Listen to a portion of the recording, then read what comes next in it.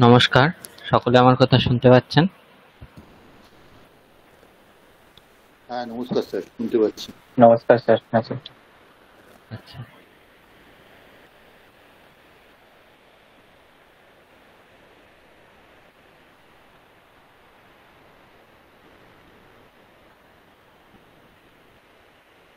ॐ स्थापकाय च धर्मस्य सर्वधर्मस्वरूपिणे अवतारवरिष्ठाय रामकृष्णाय ते नमः। তো নতুন স্তরে আপনাদের সকলকে স্বাগত। নতুন স্তরে আমার সঙ্গে এটা আপনাদের আবার প্রথম ক্লাস। তো ক্লাস শুরু করার আগে তাহলে একটু পরিচিতি করে নেওয়া যাক। আমি হলাম সৌরভ পোড়েল। বর্তমানে পাণিনীয় ব্যাকরণের ওপর গবেষণা করছি। আমার বাড়ি হলো হুগলি জেলা আঁটপুর বলে একটা গ্রাম আছে সেখানে। এটা হলো আমার পরিচয়। এবার আপনাদের সঙ্গে একটু পরিচয় করে নেওয়া যাক। তো সংখ্যা এমনিতেই আপনারা অল্প, আবার মাত্র ৩ জন এসেছেন এখনো পর্যন্ত, বাকিরা এখনো এসে পৌঁছাননি। ঠিক আছে, তো একে একে আমরা তাহলে পরিচয়টা আগে করে নিই, তারপর অবশ্যই যেটা পড়ার সেটা পড়বো। তাহলে প্রথমে আকাশবাবু, আপনি বলুন আপনি কোথা থেকে এসেছেন এবং এর আগে আপনি সংস্কৃত পড়েছেন নাকি পড়েননি, কিংবা এখন কি করেন সেই বিষয়ে একটু বলুন। আহ, আমার নাম আকাশ জানা। আমি L1 লেভেল 1 কমিউনিকেটিভ সংস্কৃত কোর্সটা করেছি হুম। এখান থেকে, রামকৃষ্ণ মিশন থেকে। আহ, আমার বাড়ি হাওড়ায়, উদয়নারায়ণপুর ব্লকে। And আমি এখন বর্তমানে নিউক্লিয়ার মেডিসিন ফিজিসিস্টে সার্ভিস করছি। আচ্ছা, আপনি তাহলে আমার খুব কাছাকাছি মানুষ আর কি। উদয়নারায়ণপুর আমাদের বাড়ি হ্যাঁ, খুব কাছে। হ্যাঁ, হ্যাঁ, আমি আটপুরও গিয়েছি। আচ্ছা আচ্ছা। আশিস বাবু, আপনি? হ্যাঁ, নমস্কার স্যার, হুম। শুভ সন্ধ্যা। আমি শুভ আশিস সন্ধ্যা। কুমার নন্দী। হুম। আমি হাওড়া সাঁতরাগাছি অঞ্চলে থাকি। আচ্ছা। আমি আমি একজন রিটায়ার্ড পার্সন। তো আমার বহুদিনের শখ হচ্ছে সংস্কৃত শেখা। স্কুল লেভেল থেকে আর কিছু সুযোগ পাইনি। আচ্ছা আচ্ছা। তারপরে অনেকদিন আমার ওই মানে স্তোত্র উচ্চারণ এবং গীতা পাঠ এইসবের ব্যাপারে আমার একটু খুব ইন্টারেস্ট ছিল। আমি মোটামুটি আহ, এই রামকৃষ্ণ মঠ এবং মিশনের বিভিন্ন জায়গার সঙ্গে যুক্ত যুক্ত মানে আমি এরকম ভ্রমণ করি, ওনাদের সঙ্গে তার কাছাকাছি থাকার চেষ্টা করি। ওনাদের এই আচ্ছা। সঙ্গটা আমার খুব ভালো লাগে। তো হুম হুম। তার থেকেই আমার একটু এবং আমার স্কুল লেভেল থেকে, স্কুল লেভেলে আমরা অনেক দিনের ছাত্র, তো যার জন্য আমাদের 9-10 পর্যন্ত একটা স্কুল লেভেলে একটা সংস্কৃতের উপর পরিচিতি ছিল। তখন হুম। আমার সাবজেক্টটা খুবই ভালো লাগতো, কিন্তু স্কোপ হয়নি তারপরে বিভিন্ন অন্য অন্য স্ট্রিমে চলে যাওয়ার জন্য। এখন একটা সুযোগ পেয়েছি যার জন্য এই L1 কোর্সটা করেছি। করে এখন একটু আপনাদের থেকে আরো বেশি একটু শিখতে চাই। তো যার জন্যই এই কোর্সে আবার জয়েন করেছি, সেই ইন্টারমিডিয়েট ফেজটাতে। আর এটাতে যদি যতটা সমৃদ্ধ হতে পারবো আপনাদের দয়া এবং কল্যাণে, ততই আমি নিজেকে ধন্য মনে করব। এই জন্যই আসা, মানে দয়া। আপনাদের সংস্পর্শ পাওয়া এবং শেখার। এই এখানে এসে এই বয়সে এসে শেখার যে একটা ইচ্ছা, এখনো সেটা কতটা কাজে লাগাতে পারবো সেরকম তার উপর নির্ভর করছে আর কি। এইভাবে আছি। তবে অব- আপনাদের একটু বিরক্ত করব, আমার জানার একটু ইচ্ছা বেশি, সেই জন্য আমি আপনাকে বেশি একটু বিরক্ত করব, এটা বলে রাখলাম। অবশ্যই অবশ্যই, আপনার যত প্রশ্ন মনে আসবে সমস্ত কিছু করতে পারেন। আর হ্যাঁ, দয়া আর কল্যাণ ওগুলো ঐশ্বরিক গুণ। এখনো হ্যাঁ, পর্যন্ত আমরাও অতটা গিয়ে পৌঁছাতে পারিনি, তো আমরা সকলে মিলে শিখবো। আপনিও যতটা জানেন আপনি আমাদের সঙ্গে শেয়ার করবেন, আমরা যতটা জানি আপনাদের সঙ্গে শেয়ার করব, দিয়ে আমরা সকলে মিলে শিখবো। দয়া কিংবা কল্যাণ বলে কিছু জিনিস না, এখনো ওই আর কি ভগবানের ঈশ্বরের কল্যাণ দয়া হ্যাঁ আর কি। হ্যাঁ হ্যাঁ হ্যাঁ যে হ্যাঁ। আমরা আমাদের উপরেই তো ওনাদের দয়াটা তো আপনাদের অবশ্যই কারো মাধ্যমেই আসে। তো অবশ্যই সেটাই অবশ্যই। সেটাই আমরা নিশ্চয়ই আপনাদের, আমার এইটুকু ইচ্ছা যে আমার শেখার ইচ্ছা রয়েছে। তো হুম সেটা হুম। মানে আপনাদের কাছে হয়তো বেশি একটু জানার জন্য প্রশ্ন বেশি করতে পারি, সেই জন্য আগে একটু অবশ্যই অনুমতি চেয়ে নিলাম। না না, কোনো অসুবিধা নেই, ওটা আপনি অবশ্যই করতে পারেন। আচ্ছা, আপনি সার্ভিস কিসে করতেন, স্কুল আমি কি? না আমি আমি এমনি আমি যাদবপুর ইউনিভার্সিটিতে মেকানিক্যাল ইঞ্জিনিয়ারিং এ পাস করেছিলাম। আচ্ছা আচ্ছা তারপর আমি রেলওয়েতে সার্ভিস করতাম। আচ্ছা, খুব ভালো লাগলো আপনার সঙ্গে পরিচয় হয়ে। আচ্ছা আকাশ বাবু, আপনার স্ট্রিম কি ছিল পড়াশোনার? আহ, আমি বিএস ফিজিক্সে বিএসসি করেছি অনার্স। হুম। তারপরে এমএসসি করেছি nuclear medicine and molecular imaging টেকনোলজির ওপর। আচ্ছা আচ্ছা, তাহলে আপনি ফিজিক্স, আশিস বাবু ইঞ্জিনিয়ার। আচ্ছা, নরেন্দ্রনাথ বাবু, আপনি আপনার পরিচয়টা একটু বলুন। হ্যাঁ sir, good evening. Good evening.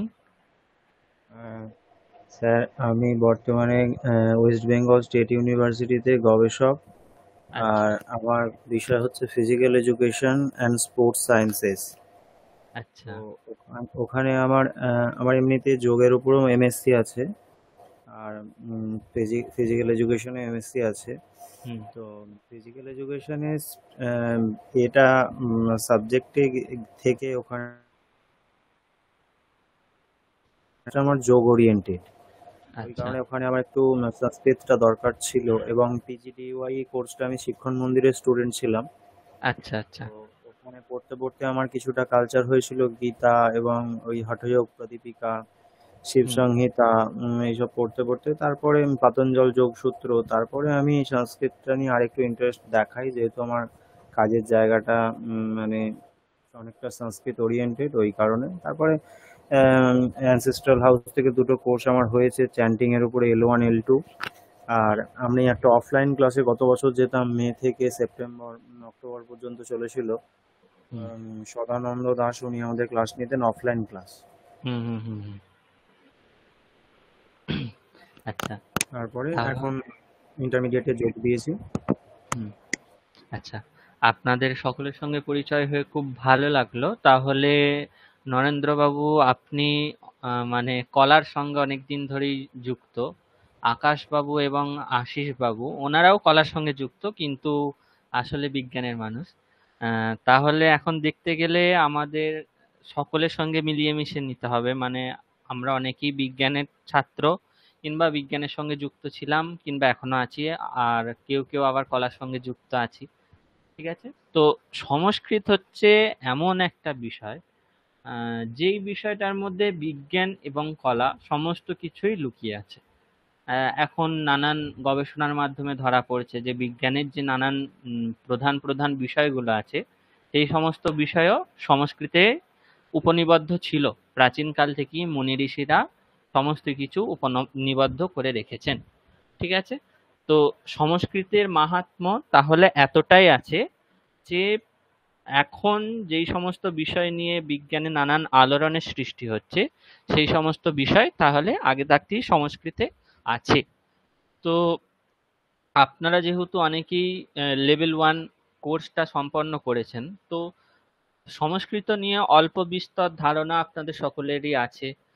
অল্প বিস্তর বলা ভুল, মানে বর্ণ, তারপর হচ্ছে শব্দ ইত্যাদি বিষয়ে যথেষ্ট আপনারা তাহলে দক্ষ, এটা মেনে নিতেই হবে যেহেতু আপনারা L1 কোর্স করেছেন।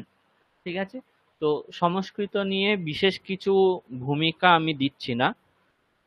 একটা কথা না বললেই না, যেটা আমরা সবসময় আহ, মানে কি বলবো মনের মধ্যে রাখি, সেটা হলো সংস্কৃতম নাম দৈবী বাক অন্বাখ্যাতা মহর্ষিভিঃ। অর্থাৎ মহর্ষিগণ সংস্কৃত ভাষাকে দেবভাষা বলেছেন। ঠিক আছে?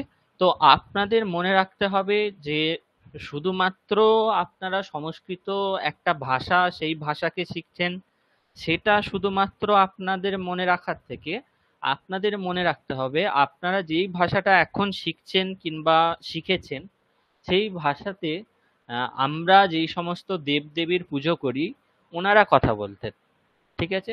তাহলে সংস্কৃত ভাষার মাহাত্ম্য কতটা সেটা মাথায় রেখে পড়াশোনা করলে আপনারা আর একটু অনুপ্রেরণা পাবেন, কিংবা ভালো লাগবে। আর তাছাড়াও আশিস বাবু বললেন যে উনি নানান রকম স্তোত্র ইত্যাদি পড়েছেন। তারপর নরেন্দ্রনাথ বাবু বললেন যে উনি যোগের নানান বিষয়ের সঙ্গে যুক্ত। ঠিক আছে? তো সেই হিসেবে দেখতে গেলে সংস্কৃত যদি জানেন তাহলে সনাতন ধর্মের যেই সমস্ত আহ আকর গ্রন্থ আছে সেই সমস্ত তো পড়তে পারবেনই, তার সঙ্গে এইটুকু জেনে রাখবেন যে সংস্কৃত যেহেতু দেবভাষা, এই ভাষায় যেহেতু দেবতারা কথা বলতেন, তাহলে আমাদের এমন একটা ভাষা জানা হবে যেই ভাষায় আমরা যাদের পূজা অর্চনা করি ওনারা কথা বলতেন। ঠিক আছে? এটা হলো অল্প বিস্তর ভূমিকা সংস্কৃতর উপর। এছাড়া আর কিছু বলার নেই এখন, যেহেতু আপনারা অনেকেই সংস্কৃত বিষয়ে জানেন কিংবা আগে থাকতে L1 কোর্সে অনেক শুনেছেন। আচ্ছা, আশিস বাবুর কিছু প্রশ্ন আছে, আপনি বলতে পারেন। স্যার অ্যাকচুয়ালি আমি যেটা বলতে চেয়েছিলাম যে আমি একটু স্তোত্র এবং গীতা পাঠগুলো শুনেছি, তো কিন্তু সেগুলো নিজের করার ইচ্ছা রয়েছে, বা সেইভাবে উচ্চারণ করে আমি যেগুলো জানতে চাই বা তার অর্থগুলো জানতে চাই। কিন্তু আমি বহুদিন আগে তো স্কুল লাইফে যতটুকু ছিল, তারপরে তো অনেকদিন গ্যাপ হয়েছিল। মাঝখানে আমরা যে L1 কোর্স করেছি, তাতে 4 মাসে, আপনি জানেন নিশ্চয়ই, 4 মাসে বেশি কিছু শেখা সম্ভব হয় না, না না মানে না। আপনার চেষ্টা করা সত্ত্বেও। কিন্তু আপনাদের আপনি যদি এইটা ধরে নেন যে আমরা অনেক কিছু জানি, তাহলে কিন্তু খুব ভুলই হবে মনে হয়, কারণ আমরা আবার নতুন থেকে শুরু করছি। আপনি অবশ্যই। কিন্তু অবশ্যই যেন আমাদের মনে করবেন আমরা অনেক আগে শিখে এসেছি। মানে আমরা ওই পুরোনো লেভেলটাকেই একটুখানি 4 মাসে হয়তো একটুখানি ছুঁয়েছি, এইটুকুই। এবং এটাকে আমাদের আরেকটু সমৃদ্ধি আপনাকে করাতে হবে। অবশ্যই অবশ্যই, আমি ওটা এমনি বললাম, এর মানেই না যে আমি এটা ভেবে নিচ্ছি যে আপনারা সকলে জানেন। তো একদম বেসিক থেকেই আমরা শুরু করব। ঠিক আছে? তো বেসিক থেকে শুরু করতে গেলেই আপনারা অনেকেই জানেন যে কিছু প্রসিদ্ধি আমরা বাইরে শুনতে পাই যে সংস্কৃতি কি আছে। ঠিক আছে? নারাহা নারৌ নারাহা বেঞ্চির ওপর দাঁড়া ইত্যাদি কিছু সংস্কৃত বিষয়ে কিছু, কি বলবো, মানে হাস্যকৌতুক জিনিস বাইরে প্রচলিত হয়ে গেছে। ঠিক আছে? তো সেখান থেকেই শুরু করা যাক। তো বাইরে যেহেতু প্রসিদ্ধি আছে যে সংস্কৃত মানেই বিসর্গ কিংবা অনুস্বার ইত্যাদি লাগিয়ে কিছু শব্দ সেগুলোকে বলা। তো এটার একটা মানে যারা এটাকে হাস্যকৌতুক ভাবে নেয় তারা নিতে পারে, কিন্তু এটার একটা মাহাত্ম্য আছে। আপনারা হয়তো সকলেই জানেন যে এখন যত সমস্ত বড় বড় আম, গবেষণা মানে মহাকাশ বিষয়ে যত সমস্ত সংস্থাগুলো আছে, ওনারা কি করছেন, স্পেসে গিয়ে যেই ল্যাঙ্গুয়েজ ব্যবহার করা হয়, ওনারা অবশ্যই মেশিন ল্যাঙ্গুয়েজ ইউজ করেন, কিন্তু সেখানেও যে আহ, ভাষাটা ব্যবহার করা হয় সেখানে সংস্কৃতকে কাজে লাগাবার কিছু প্রক্রিয়া চলছে। কারণ কি? কারণ হলো সংস্কৃত ভাষা হচ্ছে একটা বৈজ্ঞানিক ভাষা। সংস্কৃত ভাষার একটা মাহাত্ম্য আছে। আমরা যখন ইউনিভার্সিটিতে এমএ করতাম তখন নাসা সম্বন্ধী একজন মানুষ এসেছিলেন। উনি নাসা নিয়ে কিছু বলেছিলেন, তাছাড়াও নানান বিষয়ে অনেক কথা বলেছিলেন। উনি একটা কথা বলেছিলেন যে সংস্কৃত এমন একটা ভাষা যেই ভাষার বাক্যে যে কোনো শব্দকে আপনি ওলটপালট করে দেবেন, কিন্তু সেই বাক্যের দ্বারা যেই অর্থটা বোঝাবার জন্য আমরা ওই বাক্যটা প্রয়োগ করেছিলাম সেই অর্থটাই আমরা বুঝতে পারবো। ঠিক আছে? যেমন ধরুন, আমরা যদি বাংলায় বাক্য বলি যে রাম ভাত খায়, ঠিক আছে, এখানে তাহলে আমরা বুঝতে পারছি যে রাম হলো কর্তা, ভাত হলো কর্ম, আর খাই হলো ক্রিয়া। এখন আমি বললাম যে আমি রামটাকে আগে না বলে ভাতটাকে আগে বলবো, ভাত রাম খায়। তাহলে কি প্রথম বাক্যের দ্বারা আমরা যে অর্থটা বোঝাতে চাইলাম দ্বিতীয় বাক্যের দ্বারা সেম অর্থটা বোঝানো গেল? রাম ভাত খায় আর ভাত রাম খায়, দুটি বাক্য কি এক হলো? না, এক হলো না। হুম, দুটোর কর্তা চেঞ্জ হয়ে গেল, কিন্তু দেখুন ওই শব্দগুলোই মানে একই শব্দ, আমরা শুধুমাত্র একটু স্থান পরিবর্তন করলাম, বাক্যটার পুরো অর্থ চেঞ্জ হয়ে গেল। ইংলিশে রাম ইটস রাইস, এবার যদি আমরা বললাম যে আমি রামটাকে আগে না বলে রাইসটাকে আগে বলবো, রাইস ইটস রাম। ঠিক আছে? এখানেও সেম, দুটো বাক্য আলাদা অর্থ বোঝাবে। ঠিক আছে? কিন্তু সংস্কৃতে রামাহা অন্নম খাদতি, অন্নম রামাহা খাদতি, অথবা খাদতি অন্নম রামাহা, অথবা খাদতি রামাহা অন্নম, যা কিছু আপনারা বলুন, বাক্যটার দ্বারা কিন্তু একটাই অর্থ হবে, চারটে বাক্যের দ্বারাই একটাই অর্থ বোঝানো হবে, সেটা হলো রাম ভাত খাচ্ছে। ঠিক আছে, কিন্তু বাংলা আর ইংরাজির ক্ষেত্রে কিন্তু আমরা সেম জিনিস দেখতে পাচ্ছি না। কোনো শব্দের চেঞ্জ হওয়া মানেই বাংলা আর ইংরাজিতে অর্থের চেঞ্জ হয়ে যাচ্ছে, ঠিক আছে, কিন্তু সংস্কৃতে হচ্ছে না। তার মেন কারণ হলো ওই যে সংস্কৃতে বিসর্গ, ময় হসন্ত কিংবা অনুস্বার ইত্যাদি জিনিসগুলো থাকে, এগুলো নিয়ে বাইরের কিছু লোক হাস্য কৌতুক করে, সেগুলো ঠিক আছে, কিন্তু ওনারা যখন জানতে পারবেন যে সেই বিসর্গ কিংবা অনুস্বার কিংবা মকারের কতটা মাহাত্ম্য, ওনারা যদি কোনোদিন আদৌ জেনে থাকেন, তাহলে কিন্তু জীবনে এইসব বিষয় নিয়ে হাসাহাসি করবেন না। কারণ তার একটা ছোট্ট উদাহরণ আপনাদের আমি বললাম, যে বাক্যের মধ্যে বাংলা আর ইংরাজিতে কোনো শব্দের চেঞ্জ করলে বাক্যের অর্থই কিন্তু চেঞ্জ হয়ে যাচ্ছে, কিন্তু সংস্কৃতে দেখুন একটা বাক্যকেই আমরা 4 রকম 5 রকম যত রকম খুশি ভাবে বলতে পারি, অর্থ কিন্তু একটাই বোঝানো হবে। তার কারণ হলো ওই অনুস্বার, বিসর্গ আর মকার। ঠিক আছে, আর এগুলোকে কি বলা হয়? তো এগুলোর জন্য আবার সংস্কৃত ব্যাকরণে নানান শব্দ আছে, কারক, বিভক্তি ইত্যাদি বিষয়ে আপনারা শুনেছেন, সেগুলো আমরা পড়বো। ঠিক আছে, আমি আপনাদের এই বিষয়গুলো ডিটেলসে পড়াবো। কিন্তু ওই অনুস্বার, মকার ইত্যাদি তাহলে মানে কি হলো? কারক আর বিভক্তি। এটুকু সকলে বুঝেছেন? হ্যাঁ স্যার, বুঝেছি। আচ্ছা, এবার তাহলে আমরা কিছু জিনিস দেখি। প্রথমেই দেখুন, তাহলে আমরা সকলেই জানি যে সংস্কৃত একটা ভাষা। ঠিক আছে, এখন ভাষা কার দ্বারা হয়? বাক্যের দ্বারা। বাক্য অনেকগুলো পদ মিলে তৈরি হয়, পদ অনেকগুলো শব্দ মিলে তৈরি হয়, আর শব্দ অনেকগুলো বর্ণ মিলে তৈরি হয়। এটার সঙ্গে সকলে সহমত তো, যে ভাষা অনেক বাক্য মিলিয়ে তৈরি হয়, বাক্যের মধ্যে অনেক পদ থাকে, সেই পদগুলো মিলে একটা বাক্য তৈরি হয়, অনেক শব্দ মিলে শব্দের সঙ্গে কিছু বিভক্তি যোগ হয়ে বা প্রত্যয় যোগ হয়ে পদ হয়, আর অনেক বর্ণ মিলে একটা শব্দ হয়।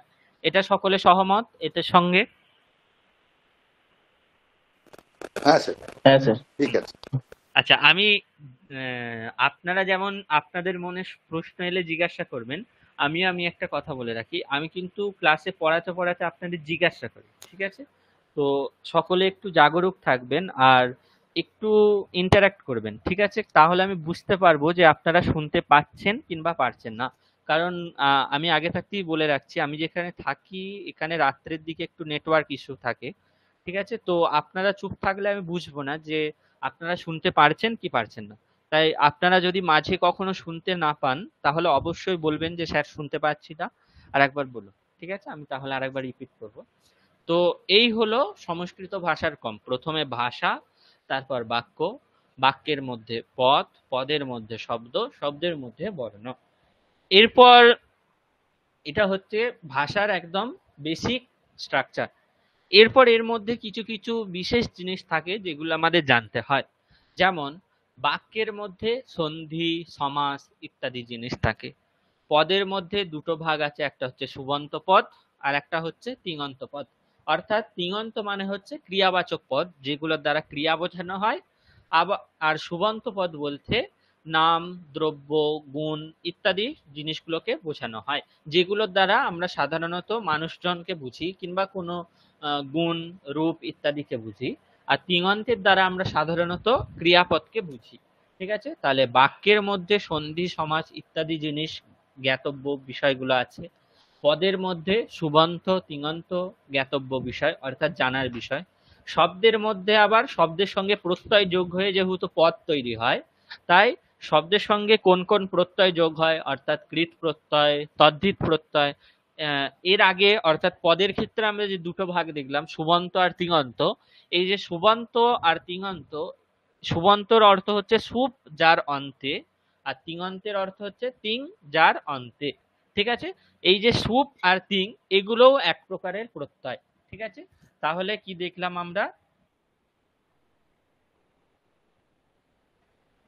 যে ভাষার মধ্যে বাক্য, বাক্যের মধ্যে পদ, পদের মধ্যে শব্দ, শব্দের মধ্যে বর্ণ, বাক্যের মধ্যেও আবার সন্ধি আর সমাস, পদের মধ্যে সুবন্ত আর তিঙন্ত, শব্দের মধ্যে শব্দের সঙ্গে যেহেতু প্রত্যয় যোগ হয়ে পদ তৈরি হয়, তাই কৃৎ প্রত্যয়, তদ্ধিত প্রত্যয়, এবং এখানে যে সুপ আর তিং আছে এগুলোও এক প্রকারের প্রত্যয়।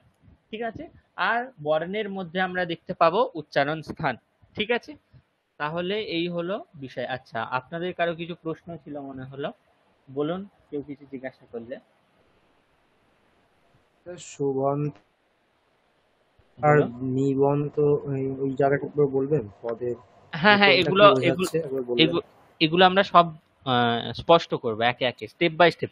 মানে আমি যেই ক্রমে এখানে লিখিয়েছি, আমি এই সেম ক্রমে আপনাদের বিষয়গুলো একের পর এক ব্যাখ্যা করে করে যাব। ঠিক আছে। তো এটা আচ্ছা। হলো একদম একটা ম্যাপ। আমি আপনাদের কি কি পড়াবো, ঠিক আছে, সেটার একটা ম্যাপ আপনাদের সামনে এখন তুলে ধরেছি। এগুলো সব প্রতিটা ক্লাসে একের পর এক ব্যাখ্যা করা হবে। ঠিক আছে। তাহলে আচ্ছা, সন্ধি আর সমাসটা এই লেভেলে আপনাদের জন্য থাকে না, এটা পরের লেভেলে থাকবে। কিন্তু বাকি যে জিনিসগুলো আছে, অর্থাৎ সুবন্ত, তিঙন্ত, কৃৎ প্রত্যয়, তদ্ধিত প্রত্যয়, উচ্চারণ স্থান, তারপর হচ্ছে পদ কি, বাক্য কি, ইত্যাদি সমস্ত জিনিস আপনাদের আমি একে একে পরস্পর পড়িয়ে পড়িয়ে আস্তে আস্তে যাব। ঠিক আছে। তো আপাতত আপনারা তাহলে এই জিনিসটা জেনে রাখুন যে ভাষা, বাক্য, পদ, শব্দ আর বর্ণ, বাক্যের মধ্যে সন্ধি সমাস এগুলো পরের লেভেলে, পদের মধ্যে সুবন্ত, তিঙন্ত, শব্দের মধ্যে কৃৎ প্রত্যয়, তদ্ধিত প্রত্যয়, আর বর্ণের মধ্যে উচ্চারণ স্থান। ঠিক আছে।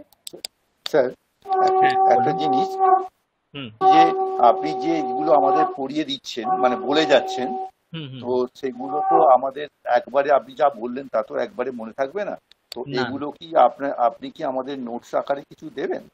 হ্যাঁ, আমি যেই সমস্ত জিনিসগুলো আপনাদের পড়াচ্ছি, এগুলো আমি স্টাডি মেটেরিয়াল মানে পিডিএফ করে আপনাদের গ্রুপে এগুলো সমস্ত কিছু শেয়ার করে দেবো।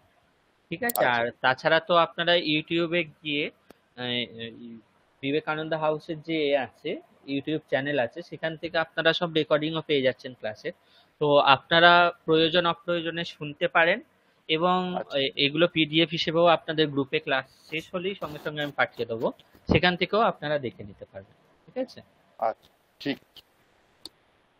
এরপর তাহলে দেখুন, আমরা তাহলে পদের মধ্যে দুটো জিনিস পেলাম, একটা হলো সুবন্ত আর একটা হলো তিঙন্ত। ঠিক আছে। তো সুবন্ত আর তিঙন্তের মধ্যে সুব অন্তে যার তাকে সুবন্ত বলা হয়, আর তিং অন্তে যার তাকে তিঙন্ত বলা হয়। এখন আপনাদের মধ্যে কেউ জিজ্ঞাসা করলেন যে সুবন্ত আর তিঙন্ত জিনিসটা একটু ভেঙে বললে ভালো হয়। তো এগুলো আমরা ডিটেলসে পড়বো, কিন্তু এখন আমি আপনাদের জেনে রাখার জন্য দুটো কথা বলে রাখবো, যে এই সুবন্ত প্রত্যয়গুলো বা সুব প্রত্যয়গুলো শব্দ থেকে হয়। সুব প্রত্যয়গুলো শব্দ, শব্দ বলতে কি, অর্থাৎ রাম, শ্যাম, ইয়াদু, মাধু, কবি, হরি, মুনি ইত্যাদি যেই সমস্ত জিনিসগুলো, এগুলো হলো সব শব্দ। আর তিঙন্ত প্রত্যয় বা তিং প্রত্যয় সমস্ত ধাতু থেকে হয়। ধাতু কি? ভূ অর্থাৎ থাকা, গম অর্থাৎ যাওয়া, খাদ অর্থাৎ খাওয়া, ঠিক আছে, লিখ অর্থাৎ লেখা, দৃশ অর্থাৎ দেখা। এই সমস্ত ধাতু, এই ধাতু থেকে তিং প্রত্যয় হয়, আর শব্দ থেকে সুপ প্রত্যয় হয়। ঠিক আছে। তাহলে এখন সুবন্ত আর তিঙন্ত তো আমরা দেখব, কিন্তু তিং যার থেকে হয়, সুপ যার থেকে হয়, তাকে আমরা সুবন্ত তিঙন্ত বলছি। তাহলে তিং ধাতু থেকে হয়, তাহলে ধাতু কি সেটা আমাদের প্রথমে দেখতে হবে। তারপর সুবন্ত সুপ শব্দ থেকে হয় বললাম, শব্দ কি সেটাও দেখতে হবে। ঠিক আছে। তো প্রথমে আমরা দেখব ধাতু কি। এখন ধাতু কি বলতে আপনাদের বলতে হবে যে ধাতু হলো এমন একটা জিনিস, অর্থাৎ যার দ্বারা কি হয়, ক্রিয়াকে বোঝানো হয়, কোনো কাজ করাকে বোঝানো হয়। যেমন দেখুন, গম হচ্ছে একটা ধাতু, যেই গম ধাতুর অর্থ কি হচ্ছে, যাওয়া। ঠিক আছে। খাদ হচ্ছে একটা ধাতু, যার অর্থ হচ্ছে খাওয়া। লিখ হচ্ছে একটা ধাতু, যার অর্থ হচ্ছে লেখা। ঠিক আছে। তাহলে সমস্ত ধাতুর দ্বারা কি বলা হচ্ছে, ক্রিয়াপদকে বোঝানো হচ্ছে, একটা কোনো কাজ করাকে বোঝানো হচ্ছে। এই ধাতু দুই প্রকারের, একটা হচ্ছে পরস্ময় পদ, আর একটা হচ্ছে আত্মনেপদ। ঠিক আছে। পরস্ময় পদ ধাতুর কিছু উদাহরণ হলো গম, দৃশ, লিখ ইত্যাদি। আর আত্মনেপদ ধাতুর কিছু উদাহরণ হলো লব, সেব, ভুজ ইত্যাদি। এগুলো সমস্ত আমরা আরো পরে পরে ডিটেলসে পড়বো, কিন্তু আমি জাস্ট পরস্ময় পদের ধাতুর এই তিনটে উদাহরণ আর আত্মনেপদ ধাতুর এই তিনটে উদাহরণ আপনাদের সামনে দিলাম। ঠিক আছে, কেন দিলাম এটা আপনারা একটু পর বুঝতে পারবেন। এরপর তাহলে নেক্সট দেখা যাক শব্দ। শব্দের মধ্যেও আবার আমরা তিনটে ভেদ পাচ্ছি। ধাতুর আমরা যেমন দুটো ভেদ পেলাম, কি কি ধাতুর দুটো ভেদ আমি কি কি বললাম? পরস্মৈপদী আর পরস্মৈপদী আত্মনিপদী। আত্মনেপদী আর এই দুটো ধাতু, হ্যাঁ, এই দুটো ধাতুর এই রকম নামকরণ হওয়ার কি কারণ আছে? কারণগুলো পরস্মৈপদী আর আত্মনেপদী এগুলো কেন এরকম ভাবে কেন বলা হলো পরস্মৈপদী আর আত্মনেপদী? আচ্ছা, নামকরণটা এরকম হয়েছে কেন? সেটা আমি এখন আপনাদের জানার জন্য অল্প বলছি, কিন্তু এগুলো আমরা ডিটেলসে করবো। পরস্মৈপদী যে সমস্ত ধাতুগুলো, তো ধাতুর একটা করে ফল আছে, ঠিক আছে? আপনি যে কোনো ক্রিয়া করছেন মানে সেই ক্রিয়ার একটা কিছু উদ্দেশ্য বা ফল আছে। কোনো উদ্দেশ্য কিংবা ফল ছাড়া কোনো কাজ করা হয় না, ঠিক আছে? সংস্কৃতে একটা বাক্য খুব প্রসিদ্ধ যে প্রয়োজনম অনুদ্দিশ্য না মন্দোপি প্রবর্ততে, অর্থাৎ মন্দ মানে হচ্ছে পাগল। পাগলরাও কোনো কিছু মানে ফল কোনো ফলের আশা না করে কিংবা কোনো উদ্দেশ্য ছাড়া কোনো কাজ করে না। তাহলে সাধারণ মানুষ তো অবশ্যই করবে না, ঠিক আছে? তাহলে অবশ্যই আমরা কোনো কাজ করছি মানে সেই কাজের কোনো একটা ফল আছে, ঠিক আছে? এখন বলা হচ্ছে সেই যেই ক্রিয়াটা আমরা করছি সেই ক্রিয়ার ফল যদি কর্তা নিজে পায়, ঠিক আছে? যেই ধাতু বা যেই ক্রিয়ার দ্বারা যেই ফলটা পাওয়া হচ্ছে সেই ফলটা যদি কর্তা নিজেই পায়, তাহলে সেটাকে বলা হচ্ছে আত্মনেপদ ধাতু। আত্ম মানে হচ্ছে কি নিজ বা স্ব, ঠিক আছে? আর পর মানে হচ্ছে কি পর, ঠিক আছে? যেই সমস্ত ধাতুর দ্বারা যেই ফলটা পাওয়া যায় সেই ফলটা যদি অন্য কেউ পায়, ঠিক আছে, সেটা পরোক্ষভাবে হোক প্রত্যক্ষভাবে হোক, মানে সাক্ষাৎ সেই ফলটা কেউ পাচ্ছে কিংবা কোনো মাধ্যমের দ্বারা কিংবা কোনো ভায়া কোনো কিছু হয়ে সে পাচ্ছে, ঠিক আছে, তাহলে সেটা হলো পরস্মৈপদ ধাতু। আর ধাতুর ফল যদি কর্তা নিজেই পায় সেটা হলো আত্মনেপদ ধাতু, ঠিক আছে? এইটুকু মনে রাখবেন, কিন্তু সবসময় এই নিয়মটা আবার খাটে না, বিশেষ কিছু নিয়ম আছে, কিন্তু সাধারণত এই হলো পরস্মৈপদ আর আত্মনেপদের ছোট্ট একটা সংজ্ঞা, ঠিক আছে? তাহলে পরস্মৈপদ আর আত্মনেপদ সকলে বুঝেছেন? স্যার একটু একটু যদি উদাহরণ দেন, যেটা বললেন ফল যদি কর্তা নিজেই পায় তখন আত্মনেপদী, এই যদি একটু উদাহরণ হয় তাহলে ভালো হয়। এবার দেখুন, লভাতে, লব ধাতুর প্রথম আর এক বচনের রূপ হয় লভাতে, ঠিক আছে? লব তাহলে হচ্ছে আত্মনেপদ ধাতু। এখন লভাতে যদি আমি বলি, ঠিক আছে, তাহলে ধরুন আমি বললাম যে সে ধন লাভ করছে, তাহলে ধনটা কে লাভ করছে? নিজেই করছে, নিজেই লাভ করছে ধন। হ্যাঁ, লাভটা তার নিজেরই হচ্ছে, ঠিক আছে? এখন বলা হলো লিখতি, লিখ ধাতু পরস্ময় পদ বললাম, ঠিক আছে? এখন যেটা লিখলো, আপনি একটু মাইকটা মিউট করবেন, আপনার ওখান থেকে একটু আওয়াজ আসছে। তাহলে লিখ ধাতু হলো পরস্ময় পদ ধাতু। এখন আপনি পরীক্ষায় লিখছেন, ঠিক আছে? পরীক্ষায় যেটা লিখলেন সেটার দ্বারা আপনার কিন্তু কোনো ফল কিংবা উদ্দেশ্য সেটা নয়। পরীক্ষায় লেখার আপনার ফল কি বা উদ্দেশ্য কি? ভালো নাম্বার পাওয়া, ঠিক আছে? আপনি যেই লিখছেন সেই যে খাতাটা, সেটা আপনার ফল কিংবা উদ্দেশ্য নয়। আপনার উদ্দেশ্য হচ্ছে কি লেখার মাধ্যমে ভালো নাম্বার পাওয়াটা হচ্ছে আপনার উদ্দেশ্য, ঠিক আছে? কিন্তু যেই লেখাটা আপনি লিখলেন সেটা তাহলে কার উদ্দেশ্য বা কার দরকার? যিনি পরীক্ষার্থী, তিনি যদি আপনার ওই লেখাটা না পান তাহলে কি হবে? কার ভিত্তিতে নাম্বার দেবেন? যে লেখাটা আপনি লিখেছেন তার ভিত্তিতে যিনি পরীক্ষক তিনি আপনাকে নাম্বারটা দেবে। তাহলে লিখ ধাতুর যে অর্থ লেখা, সেই লেখাটা যে লিখছে তার লেখার দ্বারা তার ফল কিন্তু নেই, ঠিক আছে? তার ফল হচ্ছে পরীক্ষায় লেখার ফল হলো ভালো নাম্বার পাওয়া, কিন্তু লেখার দ্বারা যেটা লিখলো সেটা কার উদ্দেশ্য বা কার প্রয়োজন? সেটা হলো যিনি পরীক্ষক, কারণ তিনি ওই লেখাটা দেখে আপনাকে নাম্বারটা দেবে, ঠিক আছে? তাহলে এখানে দেখুন লিখ ধাতুর যেটা ফল সেটা অন্য কারো কাজে লাগছে, ঠিক আছে? যে লিখছে তার তার হয়তো প্রত্যক্ষভাবে কাজে লাগছে না, কিন্তু পরোক্ষভাবে লিখছে, কারণ কি? সেই লেখাটা সে লিখছে তাই সে নাম্বার পাচ্ছে, যদি না লিখতো তাহলে কি করে নাম্বার পেত? কিন্তু নাম্বারটা হলো মুখ্য, লেখাটা হলো পরোক্ষ, যেহেতু সেই লেখাটার দ্বারা সে পরোক্ষভাবে নাম্বারটা পাচ্ছে। কিন্তু প্রত্যক্ষভাবে লেখাটা কার প্রয়োজন বা কার মেন উদ্দেশ্য? তিনি হলেন পরীক্ষক। তাহলে পরীক্ষক হলেন অন্য ব্যক্তি বা পর ব্যক্তি, সেই জন্য লিক ধাতু হলো পরস্ময় পদ ধাতু, আর লব ধাতু হলো আত্মনেপদ ধাতু। স্পষ্ট হয়েছে? আচ্ছা স্যার, এই গম ধাতু বা দৃশ ধাতু, এটা তো ব্যক্তি যে গম মানে যে যাচ্ছে বা দৃশ দেখছে তারই তো কাজটা করছে, হ্যাঁ, এখানে এবার তো অন্য কারো হচ্ছে না। এবার এখানে একটু ব্যাকরণের গভীর বিষয় আছে। গম ধাতুর আর দৃশ ধাতুর যেই জিনিসগুলো হয় সেগুলোর ফলগুলো দুটো করে ফল আছে, একটা কর্তৃগামী হয় আর একটা ধরুন আপনি কোথাও যাচ্ছেন, ঠিক আছে, এখন যাওয়ার দ্বারা আপনার যেমন যেখানে যাচ্ছেন সেখানে সংযোগ হওয়ার ফলে আপনার ফল লাভ হলো, সেরকমই এখন ব্যাকরণে কিছু কিছু নিয়ম বলা হয়েছে। ওই নিয়মগুলো যদি থাকে তাহলে সেই সমস্ত ধাতুর ফল যদি অন্য কেউ পায় কিংবা নিজে পায়, এরকম ব্যাপার থাকলেও সেই সমস্ত ধাতু কি হয়, হয় পরস্ময় পদের বিধান থাকলে পরস্ময় পদ হবে, কিংবা আত্মনেপদের বিধান থাকলে আত্মনেপদ হবে। ঠিক আছে, তো কিছু স্পেসিফাইড নিয়ম করে দেওয়া হয়েছে যে ওই ধরনের যে সমস্ত ধাতুগুলো আছে সেই সমস্ত ধাতু যদি ফল অন্য কেউ পায় কিংবা নিজেও পায় সেসব কিছু ফ্যাক্ট করে না, ওই ধরনের ধাতু হলেই সেটা পরস্ময় পদ হবে। আর একটা বলা হয়েছে, আরো কিছু ধরন বলা হয়েছে, ওই ধরনের ধাতু হলেই সেটা আত্মনেপদ হবে। ঠিক আছে, তো গম ধাতু আর দৃশ ধাতুর ক্ষেত্রে ব্যাকরণে বিশেষভাবে বলে দেওয়া হয়েছে কি, যে এই ধাতুগুলো কি হবে, পরস্ময় পদী ধাতু হবে। ঠিক আছে, এগুলোর ফল যদিও কর্তা নিজেই পাচ্ছে কিন্তু এগুলো পরস্ময় পদী ধাতু হবে, এটা ব্যাকরণের দ্বারা বিশেষভাবে নিয়ম বিধান করা হয়েছে। ঠিক আছে, তাই কিন্তু আমি আপনাদের এই উদাহরণগুলো দিয়ে বোঝালাম না, আমি লিক ধাতু আর লব ধাতুর উদাহরণ দিয়ে বোঝালাম। ঠিক আছে, তার কারণ হলো এটা যে দৃশ ধাতু আর গম ধাতু এগুলোর ক্ষেত্রে ব্যাকরণের দ্বারা বিশেষ নিয়মের দ্বারা এগুলো পরস্ময়পদী ধাতু এটা বলা হয়েছে।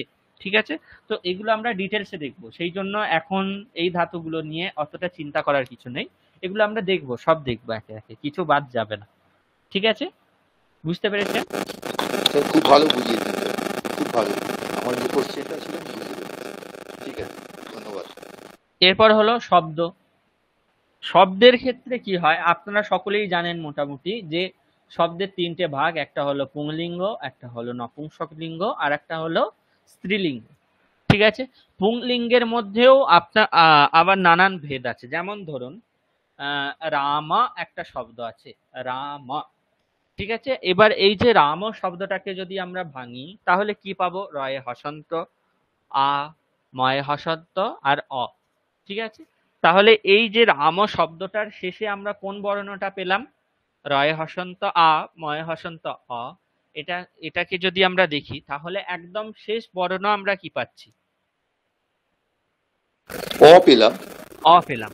সেই জন্য এই যে রাম, বাসুদেব, গৌরাঙ্গ, এই সমস্ত শব্দগুলোকে বলা হচ্ছে অকারান্ত, অর্থাৎ যাদের অন্তে বা শেষে অকার আছে সেগুলোই হলো অকারান্ত।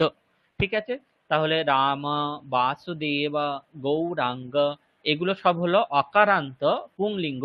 যেমন রামা এটাকে ভাঙলে আমরা শেষে অকার পাচ্ছি, বাসুদেবা এটাকে যদি আমরা ভাঙি এখানেও কিন্তু আমরা অকারই পাবো, বয় হসন্ত আ, দন্তস্বয় হসন্ত উ, দয় হসন্ত এ, বয় হসন্ত অ।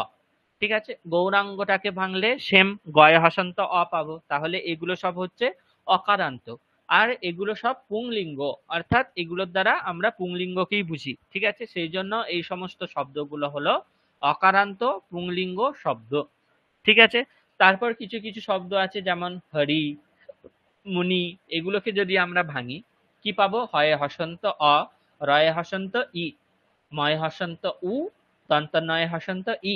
তাহলে এই সমস্ত শব্দগুলোর শেষে আমরা কি পাচ্ছি, ইকার পাচ্ছি। ঠিক আছে, এই সমস্ত শব্দগুলোর অন্তে বা শেষে আমরা ইকার পাচ্ছি, তাই এই সমস্ত শব্দ হলো ইকারান্ত পুংলিঙ্গ শব্দ। ঠিক আছে, তারপর আবার কিছু কিছু শব্দ পাই যেমন সাধু, ইয়াদু, এই সমস্ত শব্দগুলোর শেষে আমরা কোন বর্ণ পাচ্ছি, ভাঙলে আমরা কোন বর্ণ পাবো সাধু, ইয়াদু ইত্যাদিতে, উকার পাবো।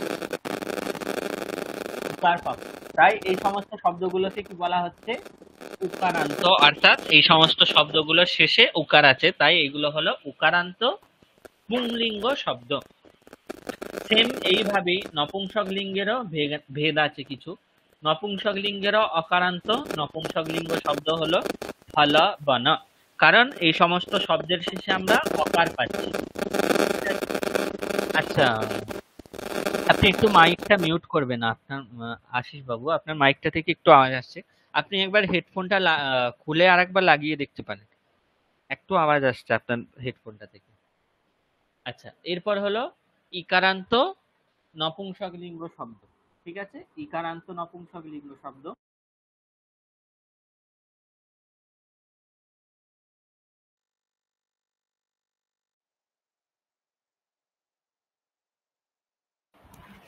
আচ্ছা, এরপর হলো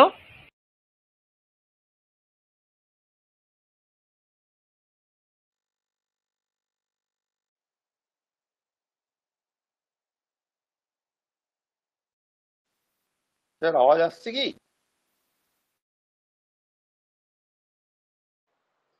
আওয়াজ আসছে না। আওয়াজ পাওয়া যাচ্ছে না তো। হ্যাঁ, এখন শুনতে পাচ্ছেন সকলে?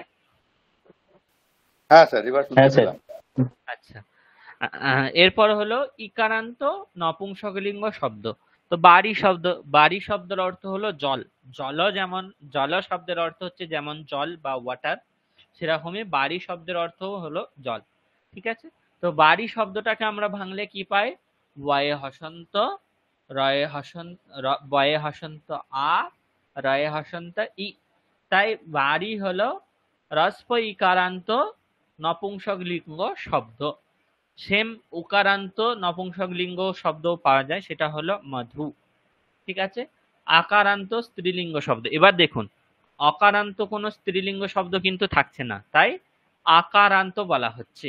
ঠিক আছে, স্ত্রীলিঙ্গের ক্ষেত্রে একটা জিনিস মাথায় রাখতে হবে, যে স্ত্রীলিঙ্গ শব্দগুলো সবসময় দীর্ঘ আকারান্ত কিংবা দীর্ঘ ইকারান্ত কিংবা দীর্ঘ উকারান্তই হয়। ঠিক আছে, রস্প অকারান্ত, রস্প ইকারান্ত, রস্প উকারান্ত শব্দ সাধারণত স্ত্রীলিঙ্গে হয় না। ঠিক আছে, তাই লতা, গীতা এই সমস্ত শব্দগুলো হলো আকারান্ত, কারণ এদের শেষে আকার আছে। তাই লতা, গীতা এগুলো হলো আকারান্ত স্ত্রীলিঙ্গ শব্দ।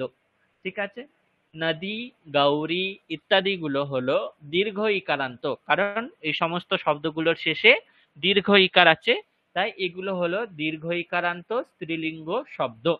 ঠিক আছে, তারপর হলো দীর্ঘ উকারান্ত।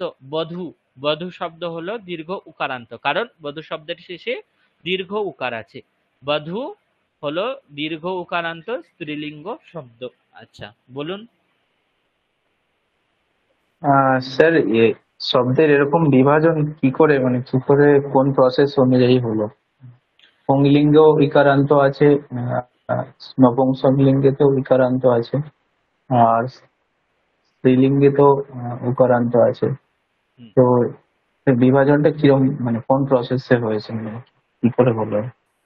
সাধারণত কিছু কিছু শব্দের যে লিঙ্গ ভেদ, ঠিক আছে, অর্থাৎ পুংলিঙ্গ নাকি নপুংসক লিঙ্গ নাকি স্ত্রীলিঙ্গ, সেগুলো আমরা লৌকিক জ্ঞান থেকেই পেয়ে থাকি। অর্থাৎ আমরা দেখলেই বুঝতে পারি যে যেটা স্ত্রীলিঙ্গ নাকি পুংলিঙ্গ নাকি নপুংসক লিঙ্গ। ঠিক আছে, কিন্তু বিশেষ কিছু কিছু ক্ষেত্রে কি হয়, শব্দের লিঙ্গ আমরা বুঝতে পারি না। যেমন ধরুন, এখন যদি আমি বলি যে বাড়ি, আপনি বলতেই পারেন যে ইকারান্ত আছে, তাহলে আমি বাড়ি শব্দকে ইকারান্ত পুংলিঙ্গের মতো রূপ করব। ঠিক আছে, কিন্তু বাড়ি শব্দের হ্যাঁ। রূপ ইকারান্ত পুংলিঙ্গের মতো হবে না, ইকারান্ত নপুংসক লিঙ্গ শব্দ। ঠিক আছে, এই যে লিঙ্গটা, এটার জন্য বিশেষ কিছু মানে যে প্রসেস কিংবা প্রক্রিয়া আছে সেটা নেই। কিন্তু শব্দের ক্ষেত্রে আমরা সবসময় জানি যে কোষ গ্রন্থ হলো প্রামাণ্য, কারণ শব্দের ক্ষেত্রে কোষে শব্দগুলোর বিশেষভাবে বর্ণনা ইত্যাদি করা থাকে। তো সংস্কৃতে যেই সমস্ত শব্দগুলো, ঠিক আছে, সেই শব্দগুলো সংস্কৃত কোষ যদি আপনারা দেখেন, তাহলে কি হয়েছে, কোষেতে সংস্কৃত শব্দগুলোর লিঙ্গ নির্ধারণ করা থাকে। ঠিক আছে? যেই সমস্ত কোষকার আছেন অর্থাৎ যারা কোষ গ্রন্থ রচনা করেছেন তারা কি করেছেন ব্যাকরণের এই লিঙ্গের ক্ষেত্রেও ব্যাকরণের কিছু নিয়ম আছে, কোথায় কি লিঙ্গ হবে, ঠিক আছে? তো সেখানে বলা হয়েছে যে আমরা যার লিঙ্গ নির্ধারণ করছি, ঠিক আছে, তাকে যদি আমরা দেখে বুঝতে পারি যে এটা কোন লিঙ্গ কিংবা কোন লিঙ্গে হতে পারে ইত্যাদি, তাহলে সেটার দ্বারা এক প্রকারের লিঙ্গ নির্ধারণ করা যেতে পারে। আর এক প্রকারের লিঙ্গ নির্ধারণ করা যায়, সেটা হলো যেই শব্দটা আমরা লিঙ্গ বুঝতে পারছি না, সেই শব্দের কোন লিঙ্গ সেটা কোনো কোষ গ্রন্থের সাহায্য নিয়ে আমরা করতে পারি। তাছাড়াও একটা উপায় আছে, সেটা হলো প্রসিদ্ধি। অর্থাৎ বাড়ি শব্দ ইকারান্ত হলেও সেটা নপুংসক লিঙ্গে নয়, সরি পুংলিঙ্গে নয়, নপুংসক লিঙ্গি এরকম প্রসিদ্ধি হয়ে গেছে। অর্থাৎ কি হয়েছে, মানে প্রাচীনকাল থেকে শাস্ত্র পরম্পরায় এই সমস্ত শব্দ প্রচলিত থেকে থেকে থেকে থেকে কি হয়েছে, প্রসিদ্ধি হয়ে গেছে যে বাড়ি শব্দ মানেই ইকারান্ত নপুংসক লিঙ্গ শব্দ। এখন আপনারা বলতেই পারেন যে আমরা তো প্রসিদ্ধি কি আছে সেটা জানি না, আমি তো নতুন শিখতে এসেছি এখানে, এখন তাহলে আমি জানবো কি করে কোনটা কি শব্দ কোনটা কি শব্দ নয়? ঠিক আছে, তার জন্য একটাই উপায়, সেটা হলো যে পড়াচ্ছে সে অবশ্যই আপনাকে যদি কোনো মানে অজানা শব্দ আসে সেই শব্দ কোন লিঙ্গে ইত্যাদি ব্যাখ্যা করে দেওয়া উচিত। যদি তিনি শব্দের ব্যাখ্যা না করেন তাহলে আপনি জেনে নিতে পারেন যে এই শব্দটা কোন লিঙ্গে একটু বলে দিলে ভালো হয়, ঠিক আছে? কিংবা এই ধরনের শব্দ হলে আমি বুঝবো কি করে যে এটা কোন লিঙ্গে হতে পারে, ঠিক আছে? তো তিনি বলে দেবেন, কিংবা আপনি কোষ গ্রন্থ দেখে বুঝতে পারেন, অথবা ব্যাকরণের কিছু উচ্চ গ্রন্থে নানান নিয়ম বলা হয়েছে। যেমন একটা শ্লোক বলা হয়েছে যে স্তনা কেশবতী স্ত্রী স্যাৎ স্যাল লোমশः পুরুষা স্মৃতः, অর্থাৎ লোমমান কোনো কিছু হলে সেটা পুরুষ, এবং স্তন এবং কেশবতী হলে সেটা স্ত্রী। এই দুটো ছাড়া বাকি যেই সমস্ত জিনিস সেগুলো হলো নপুংসক লিঙ্গ। কিন্তু এখন বৃক্ষের ক্ষেত্রে তো এই যে লক্ষণটা বলা হলো, বৃক্ষের ক্ষেত্রে তো লোম নেই কিংবা স্তন কিংবা কেশ কোনো কিছুই নেই, ঠিক আছে? তাহলে বৃক্ষ শব্দ কোন লিঙ্গে হবে সেটা আমরা বুঝবো কি করে? সেই ক্ষেত্রে কি করতে হবে, বৃক্ষ শব্দের কোষে কোন লিঙ্গের নির্ধারণ করা হয়েছে সেটা একটু দেখে নিতে হবে, কিংবা কোষ গ্রন্থ যদি না থাকে তাহলে যিনি পড়াচ্ছেন কিংবা আপনি যার থেকে পড়ছেন ওনার থেকে একটু জেনে নিতে হবে, ঠিক আছে? বুঝতে পেরেছেন আকাশ বাবু? স্যার হরি আর বাড়ি দুটো তো একই ইকারান্ত শব্দ তো। হ্যাঁ, দেখে তাহলে- সেই জন্য আমি বললাম হরি আর বাড়ি ইকারান্ত। কিংবা আপনি সাধু কিংবা মধু এটাও তো বলতে পারেন যে মধু শব্দও তো উকারান্ত, ঠিক আছে? তো ওই ওই যে বললাম মানে শাস্ত্র পরম্পরায় প্রসিদ্ধি হয়ে গেছে যে মধু শব্দ হলো উকারান্ত নপুংসকলিঙ্গ শব্দ, ঠিক আছে? তো সেই জন্যই আমি প্রথমেই আপনাদের ক্লাসটা শুরু করলাম শব্দরূপ আর ধাতুরূপের পরিচয় দিয়ে। কারণ এই শব্দরূপ ধাতুরূপ হচ্ছে খুব ভাইটাল জিনিস সংস্কৃতে বাক্য রচনার ক্ষেত্রে কিংবা বাক্য বোঝার ক্ষেত্রে। শব্দ শব্দরূপ এবং ধাতুরূপ খুবই ভাইটাল জিনিস, এগুলো খুবই গুরুত্ব বহন করে। কারণ কি, আপনি যে কোনো শব্দ রচনা করতে যাবেন, বাক্য রচনা করতে যাবেন, আপনাকে দেখতে হবে যে কোন শব্দ আছে, ঠিক আছে? ক্রিয়াপদ থাকলে কোন ধাতু হবে, এবার ধাতুর রূপ কিরকম হয়, ঠিক আছে? ধাতু পরস্মৈপদী ধাতু নাকি আত্মনেপদী ধাতু ইত্যাদি নানান জিনিস দেখতে হয়, ঠিক আছে? সেই জন্যই আমি প্রথমে কি করেছি, ধাতুরূপ আর শব্দরূপ জিনিসটা আপনাদের সামনে তুলে ধরছি, ঠিক আছে? এর ওপরে ভিত্তি করে এরপর কর্মণি কর্তরি অর্থাৎ কর্মবাচ্যে বাক্য কিরকম হয়, কর্তৃবাচ্যে বাক্য কিরকম হয়, তারপর আমরা যে সমস্ত প্রত্যয় দেখলাম যে সুপ্রত্যয় কার থেকে হয়, তিং প্রত্যয় ধাতু থেকে হয় কিভাবে, সুপ্রত্যয় শব্দ থেকে হয় কিভাবে, ঠিক আছে? তারপর কৃত প্রত্যয় দেখলাম, তদ্ধিত প্রত্যয় দেখলাম, সেগুলো সব একে একে হবে, ঠিক আছে? তো শব্দের যে ভেদ পুংলিঙ্গ স্ত্রীলিঙ্গ আর নপুংসক লিঙ্গ সেগুলির আবার নানান ভেদ, অকারান্ত ইকারান্ত উকারান্ত, দীর্ঘ আকারান্ত, দীর্ঘ ইকারান্ত, দীর্ঘ উকারান্ত, এগুলো সকলে মোটামুটি বুঝলেন?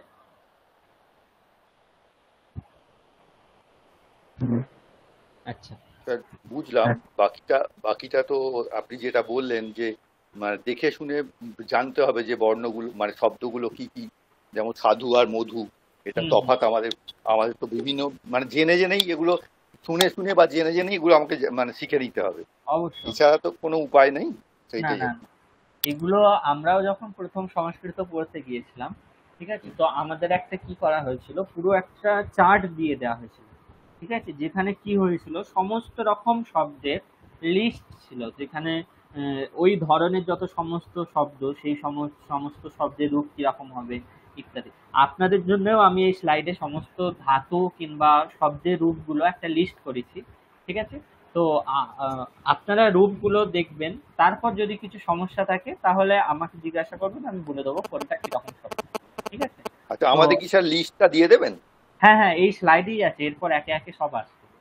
আচ্ছা, ঠিক আছে। ঠিক আছে, তো দেখুন এখানে প্রথমে কি বলা হচ্ছে, এখন আমরা দেখলাম যে ধাতু দুই প্রকার, আত্মনেপদ আর পরস্ময় পদ, সেটা তো দেখলাম। কিন্তু এখন বক্তব্য বিষয় হচ্ছে ধাতুর আবার 10টা গণ আছে। অর্থাৎ পাণিনি মুনি যেমন সূত্র রচনা করেছেন, সেই রকমই ধাতুপাঠ বলে একটা গ্রন্থ রচনা করেছেন। ঠিক আছে, সেই ধাতুপাঠে উনি কি করেছেন, সংস্কৃতে যত রকম ক্রিয়াবাচক শব্দ আছে, অর্থাৎ যাদের দ্বারা ক্রিয়াকে বোঝানো হয়, সমস্ত ক্রিয়াবাচক শব্দগুলোর সংগ্রহ করেছেন। এখন সেই সমস্ত ক্রিয়াবাচক শব্দ কতগুলো যদি প্রশ্ন হয়, তাহলে বলা হচ্ছে প্রায় 4000 ক্রিয়াবাচক শব্দ উনি সংগ্রহ করেছেন। কে? পাণিনি। পাণিনি কে? পাণিনি বিষয়ে সকলে জানেন তো, পাণিনি মুনিকে? পাণিনি মুনির নাম কেউ শুনেছেন? ব্যাকরণের রচয়িতা এটা শুনেছি স্যার। হ্যাঁ, ব্যাকরণের রচয়িতা। আচ্ছা, আপনি জানেন, আর কেউ জানেন পাণিনিকে? হ্যাঁ স্যার, ওইটুকুই শোনা। আচ্ছা, তো সংস্কৃত সংস্কৃত, ব্যাকরণের রচয়িতা। হ্যাঁ, এবার সংস্কৃত ব্যাকরণের অনেক প্রকারভেদ আছে। ঠিক আছে, কৃৎস্ন ব্যাকরণ, কার্ত্স্নীয় ব্যাকরণ আছে, তারপর জৈন ব্যাকরণ আছে, ইত্যাদি নানান ভেদ আছে। কিন্তু একমাত্র পাণিনি মুনি বৈদিক ব্যাকরণ এবং লৌকিক ব্যাকরণ, ঠিক আছে, বৈদিক যে সমস্ত শব্দগুলো আছে সেগুলোর ক্ষেত্রে বিশেষ বিশেষ কিছু নিয়ম হয়, যেই নিয়মগুলো আমরা লোকে যেই সংস্কৃত ভাষা ব্যবহার করি সেখানে পালন করা হয় না। ঠিক আছে, কারণ তার প্রথম আর মোক্ষম উদাহরণ হলো স্বর। আমরা কিন্তু লৌকিক যে ব্যাকরণ ভাষা প্রয়োগ করি, লৌকিক যে সংস্কৃত ভাষা আমাদের, সেখানে কিন্তু আমরা স্বরের প্রয়োগ করি না, কিন্তু বেদে স্বরের বিধান আছে। ঠিক আছে, পাণিনি মুনি হলেন সংস্কৃত মানে সংস্কৃত ব্যাকরণের একমাত্র রচয়িতা, যিনি বৈদিক এবং লৌকিক দুইটি ভাষারই কি করেছেন, ব্যাকরণ রচনা করে গেছেন। বাকিরাও ব্যাকরণ রচনা করেছেন, এমন নয় যে পাণিনি মুনি একাই সংস্কৃত ব্যাকরণ রচনা করেছেন। পাণিনি মুনি ছাড়াও আরো অনেকে ব্যাকরণ রচনা করেছেন, কিন্তু পাণিনি মুনির বিশেষত্ব হলেন উনি সংস্কৃত এবং সংস্কৃতের লৌকিক এবং বৈদিক ভাষার দুটি ভাষারই কি করেছেন, ব্যাকরণ রচনা করেছেন। ঠিক আছে, এখন পাণিনি মুনি 4000 ধাতুর সংগ্রহ করেছেন। ঠিক আছে, 4000 ধাতু মানে বুঝতেই পারছেন কত রকম ধাতু আছে। এবার সেই ধাতুগুলোকে উনি আবার নানান কার্যের বিধানের জন্য 10টা গণ, গণ মানে কি, গণ মানে কেউ বলতে পারবেন? না স্যার, গণটা একটু বলতে হবে স্যার, আমরা বলতে পারবো না এটা। গণ শব্দের অর্থ হলো সমূহ। ঠিক আছে, তাহলে 10টা সমূহে ভাগ করেছেন। এখন সমূহ বলতে কি, সমূহ বলতে ওই যে 4000টা ধাতু আছে, সেই ধাতুগুলোকে উনি ভাগ ভাগ ভাগ ভাগ করে 10টা সমূহ বার করেছেন। সেই 10টা সমূহ কি, সেটা একটা শ্লোকের দ্বারা বলা হয়েছে। শ্লোকটা কি, ভ্বাদ্যদাদি জুহত্যাদির দিবাদিস্পাদিরেবচা তুদাদিশ্চা রুধাদিশ্চা তনক্রিয়াদি চূড়াদয়ঃ। অর্থাৎ ভ্বাদিগণ বা ভ্বাদি সমূহ একটা সমূহ, অদাদি সমূহ, জুহত্যাদি সমূহ, দিবাদি সমূহ, স্বাদি সমূহ, তুদাদি সমূহ, আর রুধাদি সমূহ, তনাদি সমূহ, ক্রিয়াদি সমূহ এবং চূড়াদি সমূহ। তাহলে কটা সমূহ আছে গুনুন, একটা, দুটো, তিনটে, চারটে, পাঁচটা, ছটা, সাতটা, আটটা, নটা, 10টা। ঠিক আছে, এই সমূহ বা এগুলোকে কি বলা হয়, গণ। কটা গণ তাহলে? 10টা গণ। কি কি? ভ্বাদিগণ বা ভ্বাদি সমূহ, অদাদিগণ বা অদাদি সমূহ, জুহত্যাদিগণ বা জুহত্যাদি সমূহ, দ্বিবাদিগণ বা দ্বিবাদি সমূহ, এইভাবে চূড়াদিগণ বা চূড়াদি সমূহ ইত্যাদি। ঠিক আছে, এখন বলা হচ্ছে এই গণগুলোর নামকরণ এইভাবে করা কেন হলো? ঠিক আছে, আমি মানছি যে আপনি 4000 ধাতু, সব ধাতু মনে রাখা সম্ভব নয়, কিংবা সমস্ত ধাতুর একই রকম রূপ হয় না, সেই জন্য আপনি যেই সমস্ত ধাতুর একই রকম রূপ হয় সেই রূপ অনুযায়ী আপনি 10টা গণে ভাগ করেছেন, সবটাই আমি মেনে নিলাম। ঠিক আছে, কিন্তু এই গণগুলোর আপনি এই ধরনের নাম কেন দিয়েছেন? আপনি তো রামগণ কিংবা সীতাগণ, লক্ষণগণ কিংবা যা হোক কিছু দিতে পারতেন। ঠিক আছে, কেন আপনি ভুয়াদিগণ, অদাদিগণ ইত্যাদি নামকরণ করলেন? তখন কি বলা হচ্ছে, এই গণগুলো প্রথমত ভাগ করা হয়েছে ভুয়াদিগণে যেই সমস্ত ধাতু আছে সেই সমস্ত ধাতুর রূপ ভূ ধাতুর যেমন রূপ হবে, সেই ধাতুর রূপ বাকি ভুয়াদিগণে যত ধাতু থাকবে সমস্ত ধাতু রূপ একই রকম হবে। ঠিক আছে, অর্থাৎ ভুয়াদিগণে যেই সমস্ত ধাতু রূপ থাকবে, ভুয়াদিগণ বলতে কি, ভুয়াদি সমূহে, অর্থাৎ ভুয়াদি সমূহে যত ধাতু আছে, ধরুন ভুয়াদি সমূহে 1000 ধাতু আছে, তাহলে 1000 ধাতু রূপ একই রকম হবে। অদাদি সমূহে যত ধাতু আছে সেই ধাতু রূপ কিন্তু ভুয়াদিগণের ধাতুর রূপের মতো হবে না। অদাদিগণের যে সমস্ত ধাতু সেগুলো রূপ ভুয়াদি এবং জুহত্যাদি, দ্বিবাদি ইত্যাদি সবার থেকে আলাদা হবে। সেই অদাদিগণে যে সমস্ত ধাতু থাকবে সেই ধাতুর রূপ কিন্তু অধাতুর মতোই হবে। এই একইভাবে জুহত্যাদিগণে যেই সমস্ত ধাতু থাকবে সেই ধাতুগুলো রূপ ভুয়াদি, অদাদি, দ্বিবাদি ইত্যাদির সঙ্গে মিলবে না, কিন্তু জুহত্যাদি গণে যত ধাতু আছে সমস্ত ধাতুর রূপ জুহত্যাদি গণের যে প্রথম ধাতু সেই ধাতুর মতোই হবে। ঠিক আছে, তারপর দ্বিবাদিগণ, দ্বিবাদিগণের যে প্রথম ধাতু সেই ধাতুর যেই রকম রূপ, সেই ধাতু রূপ অনুযায়ী দ্বিবাদিগণে যত ধাতু আছে সব ধাতুর রূপ হবে, কিন্তু এই দ্বিবাদিগণীয় ধাতুর সঙ্গে জুহত্যাদি, অদাদি, ভুয়াদি ইত্যাদি গণীয় ধাতুর কিন্তু কোনো মিল থাকবে না। তারপর স্বাদিগণ, স্বাদিগণের যেটা প্রথম ধাতু সেই ধাতু যেই রকম রূপ, স্বাদিগণে থাকা যত ধাতু সমস্ত ধাতু রূপে একই রকম রূপ হবে, বাকি গণের সঙ্গে ওই গণীয় ধাতুর যে রূপ তার কোনো মিল থাকবে না। তাহলে গণ ভাগ করার প্রধান কারণ হলো 4000 ধাতুকে শর্ট করে নেওয়া। কারণ 4000 ধাতুর যদি আমরা রূপ মুখস্থ করতে কেউ যায় এখন, সে তো পাগল হয়ে যাবে। ঠিক আছে, সমস্ত ধাতু রূপ তো মুখস্থ করা সম্ভব নয়। ঠিক আছে, সেটা পাণিনি মুনি জানতেন, তাই তিনি কি করেছেন, 10টা ভাগে ভাগ করে দিয়েছেন। এখন মানা গেল যে 10টা গণে 400 400 করে ধাতু আছে। তাহলে এখন প্রশ্ন হতে পারে যে 10টা গণে 400 400 করে ধাতুর তাহলে আবার রূপ মুখস্থ করতে হবে, তাহলে আপনি বিশেষ কি করলেন?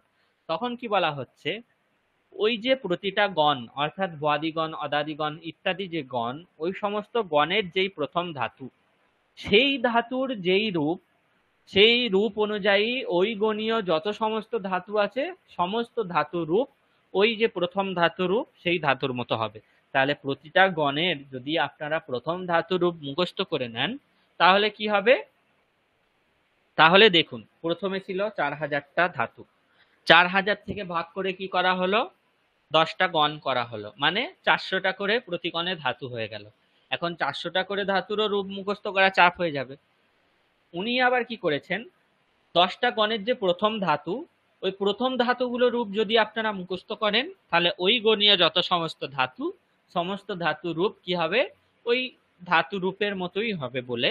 তাহলে দেখুন 4000 থেকে পাণিনি মুনি 10টা ধাতু এমন করে দিলেন যে ওই 10টা ধাতু রূপ যদি আপনারা মুখস্থ করেন তাহলে সংস্কৃতে যত ধাতু আছে সমস্ত ধাতুর রূপ, যদি সেটা কোন গণীয় ধাতু সেটা আপনারা জানতে পারেন কিংবা বুঝতে পারেন, তাহলে সমস্ত ধাতুর রূপ আপনারা মুখস্থ করে ফেলতে পারবেন। তাহলে গণ জিনিসটা কি সেটা আমি বুঝাতে পেরেছি আপনাদের?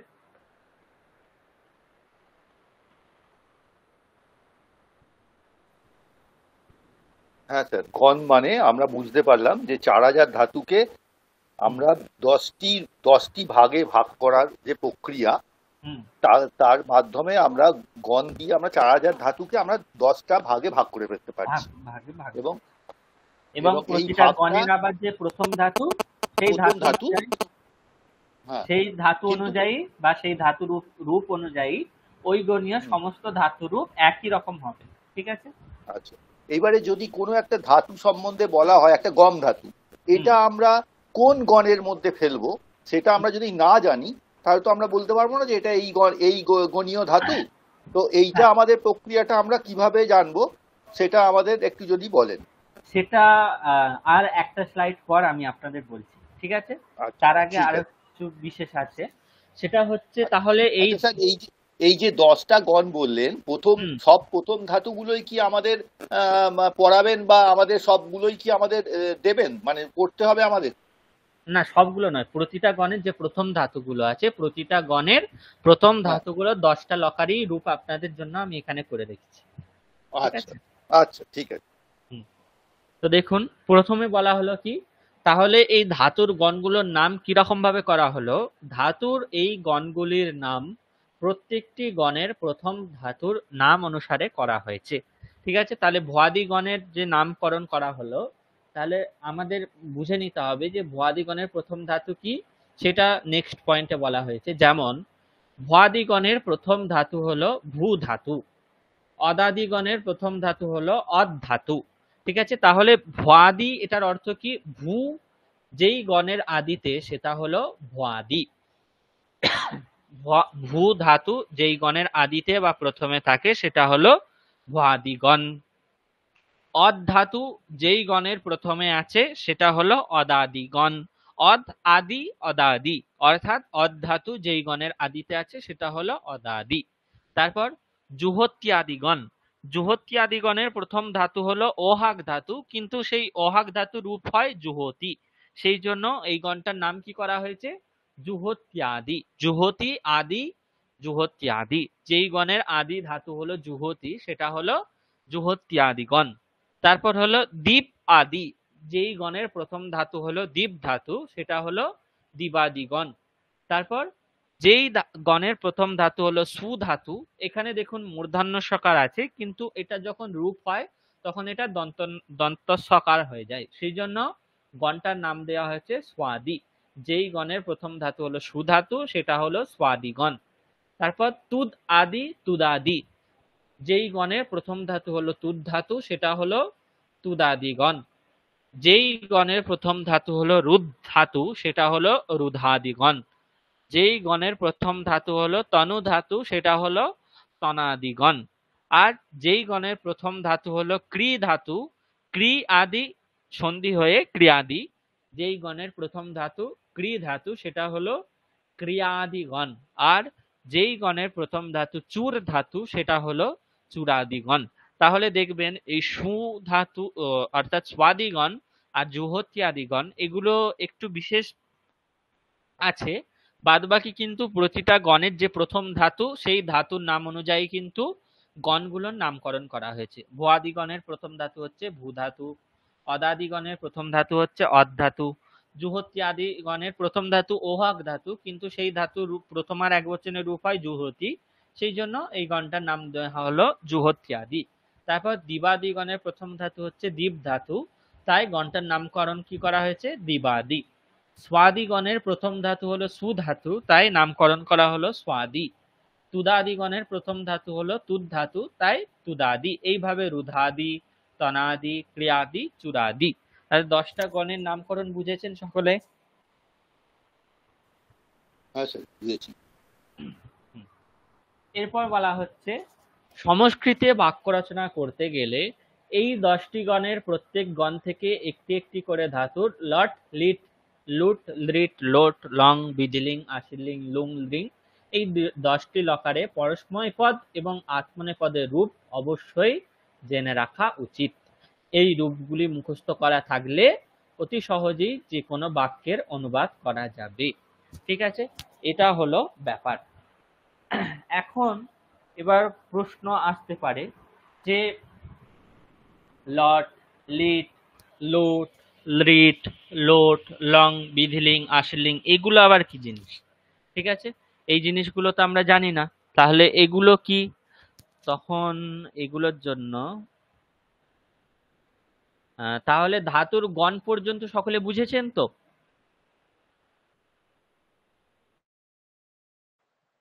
হ্যালো? হ্যাঁ স্যার। হ্যাঁ স্যার। আচ্ছা, এরপর তাহলে আপনাদের এখন যদি এতক্ষণ পর্যন্ত যা পড়ানো হলো সেখান থেকে যদি কিছু প্রশ্ন থাকে তাহলে করুন, না হলে এবার লট, লিট, লুট এই জিনিসগুলো কি সেগুলো নিয়ে আমরা একটু দেখবো। তারপর আমরা ধাতুরূপ, শব্দরূপ এগুলো দেখব। ঠিক আছে? তো লট, লিট, লুট ইত্যাদি সম্বন্ধে কারো কিছু প্রশ্ন থাকলে করতে পারেন। তো স্যার এই গণাদি যে ধাতু 10টি গণের প্রত্যেকটার প্রথম যে ধাতুগুলো সেই ধাতুর আবার যে আপনারা যে যে এটা দিচ্ছেন মানে প্রত্যেকটারই আমাদের মুখস্থ করে রাখতে হবে। হ্যাঁ, প্রত্যেকটা গণের প্রথম ধাতু 10টা লকারের রূপ, অর্থাৎ টোটাল 100টা লকারের রূপ আপনাদের মুখস্থ করতে হবে। ঠিক আছে? 10টা গণের হ্যাঁ, 10টা গণের প্রতিটার একটা একটা করে ধাতু, 10টা ধাতু, তাদের আবার 10 রকম রূপ। ঠিক আছে? তাহলে 10 10 এ 100 ধরনের রূপ মুখস্থ করতে হবে। ঠিক আছে? কিন্তু এইটুকু যদি আপনারা করতে পারেন তাহলে আমি এইটুকু বলতে পারি, সংস্কৃত বাক্য রচনা করতে গেলে আপনাদের কেউ আটকাতে পারবে না, এটুকু আমি বলতে পারি। তো এটা খুব কঠিন কাজ মনে হচ্ছে। হ্যাঁ, এইটুকু 100টা মুখস্থ করা খুবই কঠিন দেখুন, কাজ। আপনি এখন যেহেতু শুরু করেননি তাই এটা কঠিন মনে হচ্ছে, কিন্তু যখন পড়বেন দেখবেন যে গণ আলাদা হলেও যে খুব একটা রূপের মধ্যে ডিফারেন্স আছে তা কিন্তু নেই। বেশিরভাগ রূপই একই রকম, মানে ওই খুব হলে একটু কিছু অল্প বিস্তর পরিবর্তন থাকে, তাছাড়া কিন্তু একই রকম হয়। ঠিক আছে? তাই মানে খুব একটা ভয় পাওয়ার কিছু নেই। আমি রূপগুলো আপনাদের দিয়ে দেবো, আপনারা খাতায় লিখে, মানে আমি আপনাদের উপর প্রেশার ক্রিয়েট করবো না যে মুখস্থ করতেই হবে। ঠিক আছে? কিন্তু আপনারা যদি করেন তাহলে আপনাদের পরবর্তীকালে বুঝতে কিংবা লিখতে কিংবা পড়তে সমস্ত দিকেই সুবিধা হবে। কারণ যে কোনো সংস্কৃত বাক্য পড়বেন আপনাদের সেই ধাতুর কোনো না কোনো গণের কোনো না কোনো লকারের রূপ অবশ্যই সম্মুখীন হতে হবে। ঠিক আছে? তাই আপনাদের যদি মুখস্থ থাকে, এখন ধরুন কোনো একটা বাক্য পড়ছেন, সেখানে দেখা গেল যে একটা ভুয়াদিগণীয় কোনো ধাতুর লিট লকারের রূপ বলা হয়েছে। এখন আপনি ভুয়াদিগণীয় ভূ ধাতুর লিট লকারের রূপ যদি মুখস্থ রাখেন তাহলে আপনি দেখে সেটা বুঝতে পারবেন যে সেটা হলো ভুয়াদিগণের লিট লকারের রূপ, কোনো ধাতুর লিট লকারের রূপ। ঠিক আছে? এটা তাহলে আপনাদের সুবিধা হবে। এখন ঠিক আছে। এবার হ্যাঁ, এখন যে স্লাইডটা আপনাদের সামনে দেখানো হচ্ছে সেটা আপনারা সকলে দেখতে পাচ্ছেন। তো একটু বড় করে দেখানো যাবে? মনে হচ্ছে অসুবিধা হচ্ছে একটুখানি দেখতে। আপনি একটু মোবাইলের স্ক্রিনটা কিংবা যদি আপনার ডেস্কটপ থাকে তাহলে ডেস্কটপের স্ক্রিনটা যদি একটু জুম করতে পারেন দেখুন, কারণ আমি এটা অলরেডি স্লাইড শো করে তারপর স্ক্রিনটা শেয়ার করেছি, এরপর আর জুম করা যাবে না, তাহলে এসকেপ হয়ে যাবে আবার। আচ্ছা ঠিক আছে স্যার, আমি দেখে নিচ্ছি। ওকে, আপনি তো একটা একটা করে ক্লারিফাই করবেন, আমি একটু সরিয়ে সরিয়ে দেখুন দেখছি। মোবাইলের স্ক্রিন হলে। সরিয়ে দেখে নিচ্ছি, ঠিক আছে। আচ্ছা, এখানে কি বলা হচ্ছে তাহলে দেখুন, আমি যে প্রথম আপনাদের স্লাইডটা একবারে প্রথম যে স্লাইডটা দেখিয়েছিলাম সেখানে আমি কি বলেছিলাম, তাহলে প্রথমে হলো ভাষা, ভাষার পর হলো বাক্য, বাক্যের পর হলো পদ। এবার সেই পদ ব্যাখ্যা করতে গিয়ে আমি বলেছিলাম যে তিঙন্ত ধাতু থেকে হয়, তাই ধাতুর ব্যাখ্যা করা হলো। এখনো সুবন্ত কিন্তু আমরা যাইনি। ঠিক আছে? তাই সুবন্তটা এখন অতটা ভাবনা চিন্তার বিষয় নয়। এখন আমাদের ভাবনা চিন্তার বিষয় হলো তিঙন্ত, অর্থাৎ ধাতু থেকে যে তিং প্রত্যয় হচ্ছে সেই তিঙন্তটা আমাদের এখন ভাবনা চিন্তার বিষয়। ঠিক আছে? তাহলে এবার দেখুন, আমরা ধাতু কি জিনিস জানলাম, যে ধাতু হলো ক্রিয়াপদ। সেই ধাতুর 10টা গণ আছে, ভুয়াদিগণ, অদাদিগণ, যুবতী আদিগণ ইত্যাদি 10টা গণ আছে। 10টা গণের আবার 10টা করে লকারে রূপ হয়। ঠিক আছে? এখন লকার কি সেটা আমাদের দেখতে হবে, তার জন্য একটা ছোট্ট ভূমিকা এখানে দেওয়া হয়েছে যে সংস্কৃত বাংময়ে পদম দ্বিবিধাম, অর্থাৎ সংস্কৃত বাংময়ে দু রকমের পদ পাওয়া যায়। সেটা আমি প্রথম স্লাইডেও আপনাদের দেখিয়েছি যে সুবন্ত আর তিঙন্ত। সকলের মনে আছে এটা? সুবন্ত তিঙন্ত দুটো জিনিস দেখিয়েছিলাম পদের সঙ্গে। হ্যাঁ স্যার, দেখিয়েছেন। এখানে সেটাই বলা হচ্ছে, সুবন্ত কি জিনিস আর তিঙন্ত কি জিনিস সেটাই একটু ভেঙে এখানে বলা হচ্ছে। তো দেখুন, আমরা যে কোনো সুবন্ত শব্দরূপ যদি পাই, সুবন্ত আমি শব্দ থেকে হয় তাই সুবন্ত হলো শব্দরূপ, আর তিঙন্ত যেহেতু ধাতু থেকে হয় তাই তিঙন্ত হলো ধাতুরূপ। এই দুটো জিনিস কিন্তু আপনাদের একদম স্পষ্টভাবে মনে রাখতে হবে যে সুপ প্রত্যয় সবসময় শব্দ থেকে হয় আর তিং প্রত্যয় সবসময় ধাতু থেকে হয়। ঠিক আছে? তিং প্রত্যয় কখনো শব্দ থেকে হয় না আর সুপ প্রত্যয় কখনো ধাতু থেকে হয় না। সুপ প্রত্যয় শুধুমাত্র শব্দ থেকেই হয়, আর তিং প্রত্যয় সবসময় ধাতু থেকেই হয়। ঠিক আছে, তারপর কি বলা হচ্ছে, শব্দাৎ সুবাদি প্রত্যয়াহ ভবন্তি, শব্দ থেকে সুব আদি প্রত্যয় হয় আর ধাতু থেকে তিঙাদি প্রত্যয় হয়। এই প্রথম যেটা আমি বললাম সেটাই দ্বিতীয়তে ভেঙে একটু বলা হয়েছে। এবার একটা জিনিস দেখুন, আমরা যে কোনো শব্দ পেলে প্রথমেই আমরা কি দেখি, শব্দের বিষয়ে আমরা চারটি জিনিস মাথায় রাখি। যেমন ধরুন রামাহা গচ্ছতি, এটা যদি বলা হয় রামাহা গচ্ছতি, এই যে এখানে একটা হলো শব্দরূপ বা সুবন্ত, আর একটা হলো ধাতুরূপ। কোনটা শব্দরূপ কোনটা ধাতুরূপ সেটার জন্য রামহ শব্দরূপ স্যার, আর গচ্ছতি ধাতুরূপ। হ্যাঁ, রামাহ শব্দরূপ আর গচ্ছতি হলো ধাতুরূপ। ঠিক আছে, তো আমি একটু বোর্ড ওয়ার্ক করলে ভালো হয়। আচ্ছা স্যার, এই তিঙন্ত যে পদটা বললেন বা প্রত্যয় বললেন, তো তিঙন্তটা মানে কিভাবে কি কি এর মধ্যে রয়েছে, এগুলো তো একটু ডিটেলসটা একটু স্যার বলে দিলে তো ভালো হতো স্যার। হ্যাঁ হ্যাঁ, এটাই বলছি। এখন আমি ওয়ার্ড ফাইল যেটা শেয়ার করেছি আপনারা সকলে দেখতে পাচ্ছেন। হ্যাঁ স্যার, দেখতে পাচ্ছি। তো এখানে দেখুন, যদি বলা হলো যে রাম যাচ্ছে, এটার অনুবাদ কি হবে সংস্কৃতে? রামম গচ্ছতি। রামহ গচ্ছতি, রামহ গচ্ছতি, রামাহ গচ্ছতি, রামম নয়, রামাহ গচ্ছতি। এবার এখানে দেখুন, এই যে রাম অংশটা আছে এটা হচ্ছে সুবন্ত। সুবন্তটা আমি লাল কালার করলাম আর তিঙন্তটা কালো কালার করলাম। ঠিক আছে, এখন দেখুন এই সুবন্ত যে রাম শব্দ আছে সেটাকে যদি আমরা ভাঙি তাহলে এখানে বিশেষ কটা জিনিস পাওয়া যায়। প্রথমত রামাহা, এখানে রাম শব্দ আছে যেটা হলো অকারান্ত পুংলিঙ্গ শব্দ। তারপর একটা বিসর্গ আছে রামাহা, এখানে একটা আমরা বিসর্গ পাচ্ছি। সরি, এখানে বিসর্গটা আলাদা করে লেখা যাচ্ছে না। এই বিসর্গটার তাহলে কি অর্থ, সেটা হলো এটা কোন কারক কোন বিভক্তি আছে। ঠিক আছে, তো সেটার ক্ষেত্রে আমরা বিসর্গের অর্থ হলো প্রথমার কর্তৃকারক। হ্যাঁ, প্রথমা মানে হচ্ছে কর্তৃকারক। প্রথমার এক বচন স্যার। হ্যাঁ, প্রথমা আর এক বচন। তাহলে আমরা সকলেই জানি যে কর্তৃকারকে প্রথমা হয়, তাই এখানে কর্তৃকারকটা আলাদাভাবে লিখছি না।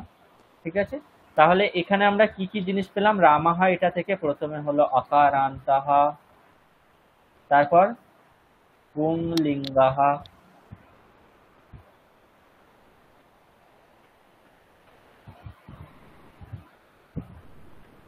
প্রথমা আর এক বচন, এই চারটে জিনিস পেলাম। পেয়েছি তো? সকলে বলুন। হ্যাঁ স্যার। রামাহা, এটাকে আমরা অকারান্তাহা, পুংলিঙ্গাহা, প্রথমা, একবচনম, এই চারটি জিনিস পেলাম।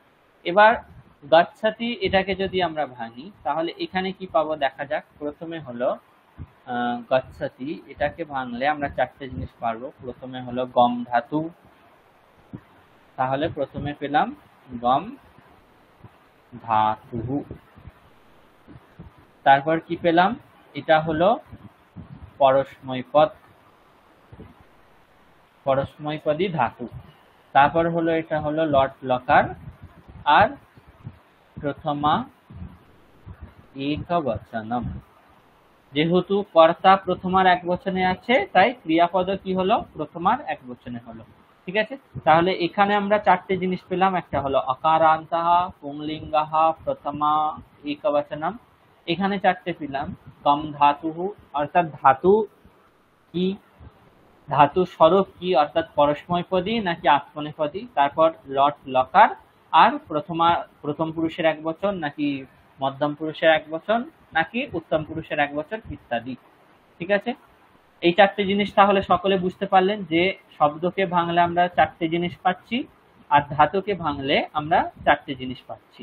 এটা বুঝতে পেরেছেন সকলে? হ্যাঁ স্যার, এটা বুঝতে পারলাম। একটা জিনিস স্যার, এই যে তিনটা বললেন, তিনটা হ্যাঁ, কিভাবে হলো সেটা একটু বলবেন কি?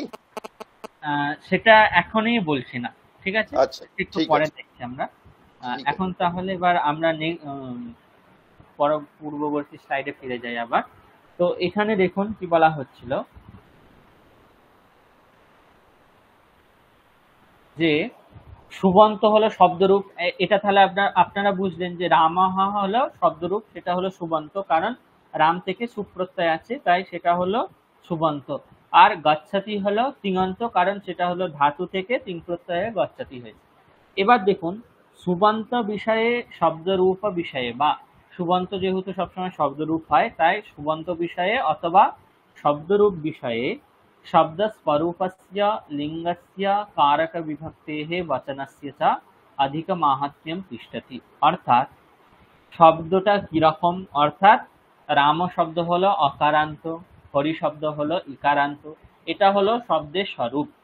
ঠিক আছে, শব্দের স্বরূপ কোন লিঙ্গ, অকারান্ত পুংলিঙ্গ নাকি আকারান্ত স্ত্রীলিঙ্গ নাকি দীর্ঘ ইকারান্ত স্ত্রীলিঙ্গ ইত্যাদি। তাহলে প্রথমে হলো শব্দের স্বরূপ অর্থাৎ অকারান্ত নাকি আকারান্ত নাকি ইকারান্ত, তারপর হলো লিঙ্গ পুংলিঙ্গ নাকি স্ত্রীলিঙ্গ নাকি নপুংসকলিঙ্গ, তারপর কারক বিভক্তি এবং বচন অর্থাৎ প্রথমার একবচন, প্রথমার দ্বিবচন, প্রথমার বহুবচন ইত্যাদি। তাহলে প্রথমে আমরা ওখানে যেমন রামাহার ক্ষেত্রে প্রথমে দেখেছিলাম রাম শব্দ অকারান্ত শব্দ, তারপর পুংলিঙ্গ, তারপর হচ্ছে প্রথমার একবচন। ঠিক আছে, তাহলে এখানে সেটাই বলা হলো। দেখুন শব্দরূপের ক্ষেত্রে আমরা এই 4টে জিনিস প্রধানত পাই। ঠিক আছে, প্রথম হলো শব্দটা কিরকম অর্থাৎ অকারান্ত ইকারান্ত ইত্যাদি, তারপর হলো কোন লিঙ্গ পুংলিঙ্গ স্ত্রীলিঙ্গ ইত্যাদি, তারপর হলো প্রথমার একবচন নাকি দ্বিতীয়ার দ্বিবচন নাকি তৃতীয়ার বহুবচন ইত্যাদি। ঠিক আছে, যেমন यथा रामः इति अकारान्तस्य राम शब्दस्य प्रथमायाः एकवचनस्य रूपम्। রাম শব্দ হলো অকারান্ত পুংলিঙ্গ প্রথমার একবচনে রামাহা এই রূপটা হচ্ছে। ধাতু রূপের ক্ষেত্রেও আমরা 4টে জিনিস দেখেছিলাম। ওখানে কি দেখেছিলাম? প্রথমে হলো ধাতুটা পরস্ময় পদ নাকি আত্মনেপদ, তারপর দেখেছিলাম কি যে ধাতুটার লকার কি, লকার বলতে কি সেটাই এখন আমাদের দেখতে হবে, কারণ আগে আমি কি বলেছি যে 10টা গণের 10টা লকারের রূপ মুখস্থ করতে হবে। তাহলে গণ কি আমরা জানলাম, কিন্তু লকার কি এখনো জানি না। তাহলে লকার আপনাদের এখন পড়তে হবে কিংবা পড়াতে হবে, সেই জন্য লকার কি সেটা বোঝাবার জন্য এটা শুরু করা হচ্ছে। ঠিক আছে, তাহলে কি বলা হচ্ছে যে গম ধাতু হলো পরস্ময় পদ ধাতু। এখানে যেমন ভবতি আছে পরস্ময় পদ ভূধাতু, তার লট লকারে প্রথম পুরুষের একবচনের রূপ হলো ভবতি। ঠিক আছে, তাহলে ধাতুর ক্ষেত্রে আমরা 4টে মেন জিনিস পাচ্ছি আর শব্দের ক্ষেত্রে আমরা 4টে মেন জিনিস পাচ্ছি। শব্দের ক্ষেত্রে 4টে মেন জিনিস কি কি, কে বলতে পারবেন? শব্দের ক্ষেত্রে প্রথম হচ্ছে কোন কারান্ত অর্থাৎ অকারান্ত বা ইকারান্ত এই জিনিস। নেক্সট হচ্ছে কোন লিঙ্গ মানে পুংলিঙ্গ, তারপরে হচ্ছে কোন কারক বা বিভক্তি, আর এবং বচন। নেক্সট হচ্ছে বচন।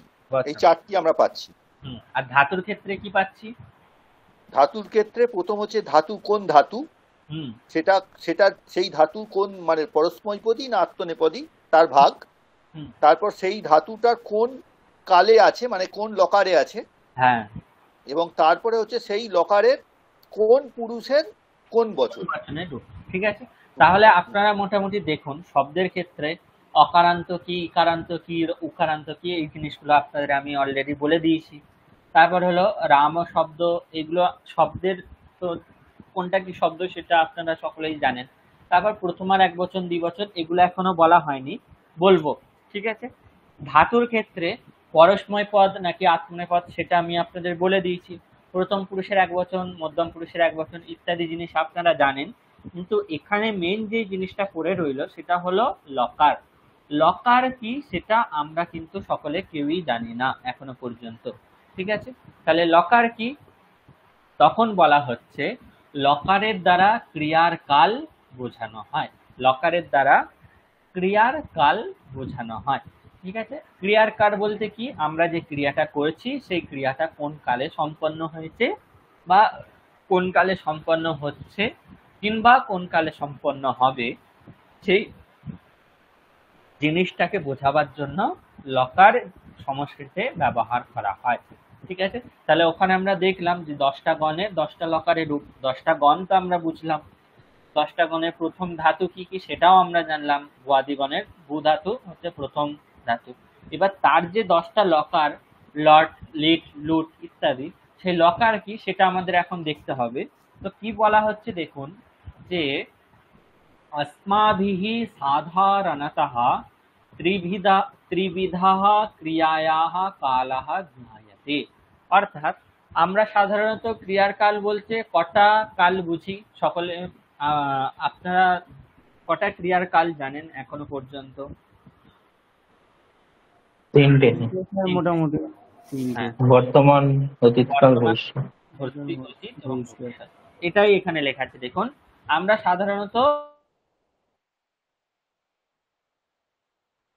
কাল, একটা হলো অতীতকাল আর একটা হলো ভবিষ্যৎকাল। ঠিক আছে, আচ্ছা মাঝে মাঝে মাঝে আওয়াজটা বেরিয়ে যাচ্ছে, মানে গন্ডগোল হচ্ছে, মাইক্রোফোন থেকে আওয়াজ চলে যাচ্ছে। হ্যালো, হ্যালো,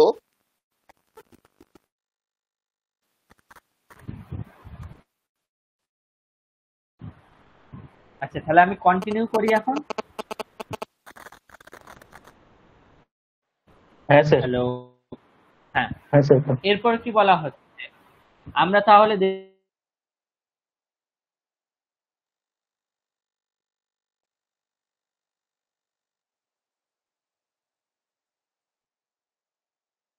শব্দটা ব্যবহার করা হয়। ঠিক স্যার আছে, এতক্ষণ এখন কিছুই আওয়াজ পেলাম না, একদম বন্ধ হয়ে গেছিল। আচ্ছা, আমি তাহলে এটাই বললাম যে আমরা সাধারণত 3 রকমের ক্রিয়ার কাল জানি। এটা আমরা সকলেই জানি, যে আর ভবিষ্যৎ কাল। ঠিক আছে, এই 3টে ক্রিয়ার কাল আপনি জানেন তো? হ্যাঁ স্যার, বলছি হ্যাঁ। আপনার ওই সাউন্ডের প্রবলেম হচ্ছে খুব, মানে আওয়াজটা আসছে না, মাঝে মধ্যে চলে যাচ্ছে। আশিস বাবু, আপনার কথাগুলো কেটে যাচ্ছে অল্প অল্প। হ্যাঁ স্যার, এই মানে আওয়াজটা মনে হচ্ছে কেটে যাচ্ছে, আওয়াজটা আসছে না। সকলের ক্ষেত্রে কি এক হচ্ছে বুঝতে পারছি না। আমার কথা ভালো করে, বাকিরা সকলে আমার কথা শুনতে পাচ্ছেন? অল্প কেটে কেটে আসছে স্যার। আচ্ছা আচ্ছা,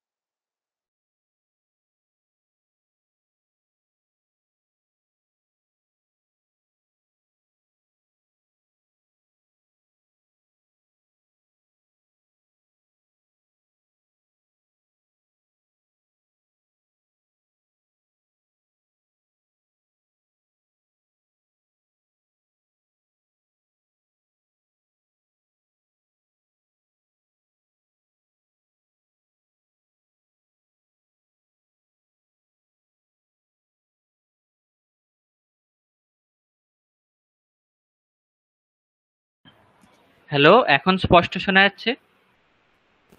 হ্যাঁ স্যার। হ্যাঁ স্যার, এখন শোনা যাচ্ছে, এখন হ্যাঁ। পরিষ্কার শোনা যাচ্ছে। আচ্ছা, তাহলে আমরা কি দেখলাম, যে 3টে ক্রিয়ার কাল আমরা সাধারণত জানি: বর্তমান কাল, অতীত কাল, ভবিষ্যৎ কাল। এই যে ক্রিয়ার কাল, এই ক্রিয়ার কাল বোঝাবার জন্য সংস্কৃতে লকার গুলোর ব্যবহার করা হয়। ঠিক আছে, এখন তাহলে আপনাদের প্রশ্ন হতে পারে যে ক্রিয়ার কাল তো 3টে, কিন্তু আমরা সংস্কৃতে দেখলাম যে 10টা লকার। তাহলে 10টা লকার বলতে কি সংস্কৃতে তাহলে 10টা ক্রিয়ার কাল বোঝানো হচ্ছে? যদি এরকম প্রশ্ন হয় তাহলে অবশ্যই সংস্কৃতে ক্রিয়ার কাল 10 রকমের বলা হয়েছে। তাহলে সেই 10টা ক্রিয়ার কাল কি সেগুলো আমরা দেখব, কিন্তু তার আগে এখন বলা হোক যে লকার কেন বলা হচ্ছে। ঠিক আছে। লকার লকার কেন বলা হচ্ছে তার কারণ হলো দেখুন, সংস্কৃতে বর্তমান কালের জন্য লট লকার, অতীত কালের জন্য লং লকার আর ভবিষ্যৎ কালের জন্য লিট লকার ব্যবহার করা হয়। ঠিক আছে। তাহলে দেখুন এগুলোকে লকার কেন বলা হচ্ছে তার কারণ হচ্ছে এই যে লট, লং, লিট ইত্যাদি আছে না, এগুলোতে যদি আপনারা মানে সমস্ত কিছু বাদ দিয়ে দেন, অর্থাৎ লট থেকে অট বাদ দিয়ে দিন, লং থেকে লং বাদ দিয়ে দিন, লিট থেকে রিট বাদ দিয়ে দিন, তাহলে শুধুমাত্র ল ল ল অংশগুলো পড়ে থাকে। ঠিক আছে। ল ল ল অংশটুকু পড়ে থাকে। সেই জন্য কি বলা হচ্ছে, যেহেতু সমস্ত লকারগুলোতে ল ল অবশিষ্ট থাকে, অর্থাৎ লটকে সমস্ত কিছু বাদ দিয়ে ল অবশিষ্ট থাকে, লংকে সমস্ত কিছু বাদ দিয়ে ল অবশিষ্ট থাকে, রিটকে সমস্ত কিছু বাদ দিয়ে ল অবশিষ্ট থাকে, তাই এগুলোকে বলা হচ্ছে লকার। ঠিক আছে। এখন লকার, তাহলে লকারের দ্বারা 10টা লকার কি বোঝা যাবে, আলাদা আলাদা করার জন্য কি বলা হয়, লট লকারাহা, লং লকারাহা, লিট লকারাহা ইত্যাদি ইত্যাদি ইত্যাদি। ঠিক আছে। তাহলে লকার কেন বলা হচ্ছে আর লকারের দ্বারা কি বোঝানো হচ্ছে এটা আমি আপনাদের বোঝাতে পেরেছি। স্যার এই যে ল অবশিষ্ট থাকে, এই অবশিষ্ট কি করে থাকলো, মানে ল রিটের রিট লয়ের ল রিকার ত, এর ক্ষেত্রে ল কি করে অবশিষ্ট থাকলো, মানে প্রত্যেকের ক্ষেত্রেই কি করে ল অবশিষ্ট থাকে, এটা যদি একটু বলেন। এটা এবার হচ্ছে একটু ব্যাকরণের তাহলে গভীর বিষয়ে ঢুকে যেতে হবে, যে লকারের পর যে অকার আছে আর টয়ে হসন্ত আছে, কিংবা লকারের পর যে লং এর ক্ষেত্রে লকারের পর যে অকার আছে আর নিয় হসন্ত ওয়ায় হসন্ত আছে, আর রিটের ক্ষেত্রে যে রিকার আর টয়ে হসন্ত আছে, এগুলোর কি হয়, লোপ করে দেওয়া হয়, অর্থাৎ এগুলোকে ডিলিট করে দেওয়া হয়। ব্যাকরণের কাজের সুবিধার্থে এগুলো আছে কিন্তু এগুলোকে ডিলিট করে দেওয়া হয়, মানে এগুলোকে যখন আমরা ব্যবহার করব, লট লকার যখন ব্যবহার করব শুধুমাত্র ল লিখব, তখন কিন্তু লট লিখব না, ওখানে যে অ আর টয়ে হসন্ত সেটা আমরা ডিলিট করে দেবো। ঠিক আছে। লং এর ক্ষেত্রে আমরা যখন ল লিখব তখন অ আর মুয়া এগুলোকে কি করব, ডিলিট করে দেবো। ঠিক আছে। লিটের ক্ষেত্রে রি আর ট এগুলোকে আমরা ডিলিট করে দিয়ে শুধুমাত্র ল ব্যবহার করব। ঠিক আছে। সেই জন্য এগুলোকে বলা হচ্ছে যে ল অবশিষ্ট থাকে। ঠিক আছে। তো ডিলিট করে দেওয়াটার জন্য ব্যাকরণের নানান প্রক্রিয়া আছে, সেটা একটু গভীর বিষয় হয়ে যাবে, কিন্তু এইটুকু মাথায় রাখবেন যে 10টা যে লকার আছে, অর্থাৎ আমরা এখন 3টে লকারের নাম বারবার শুনছি, লট, লং, লিট, এছাড়াও 7টা একটু পর শুনবো। তো সমস্ত লকারের ক্ষেত্রে শুধুমাত্র ল অবশিষ্ট থাকে বলে সবগুলোকে লকার বলে। তাহলে 10টাকে একসঙ্গে আমরা লকার বলতে পারবো, কিন্তু যখন আমরা বলবো যে বর্তমানের জন্য কোন লকার হবে, তখন স্পেসিফাই করে বলতে হবে যে লট লকার বর্তমান কালের জন্য। অতীত কালের জন্য কোন লকার হবে, তখন বলতে হবে যে লং লকার অতীত কালের জন্য, লিট লকার ভবিষ্যৎ কালের জন্য। বোঝাতে পেরেছি আপনাকে। হ্যাঁ, তার মানে স্যার ব্যাকরণের নিয়ম অনুযায়ী বাকি অংশগুলো লোপ হয়ে লোপ গিয়ে হয়ে যায়। শুধু হ্যাঁ, ল থাকছে, ল থাকে, তাই শুধু সেগুলো ল থাকছে, এগুলোকে তাই সেগুলোকে শুধুমাত্র লকার বলা হয়। হ্যাঁ লকার বলা হয়।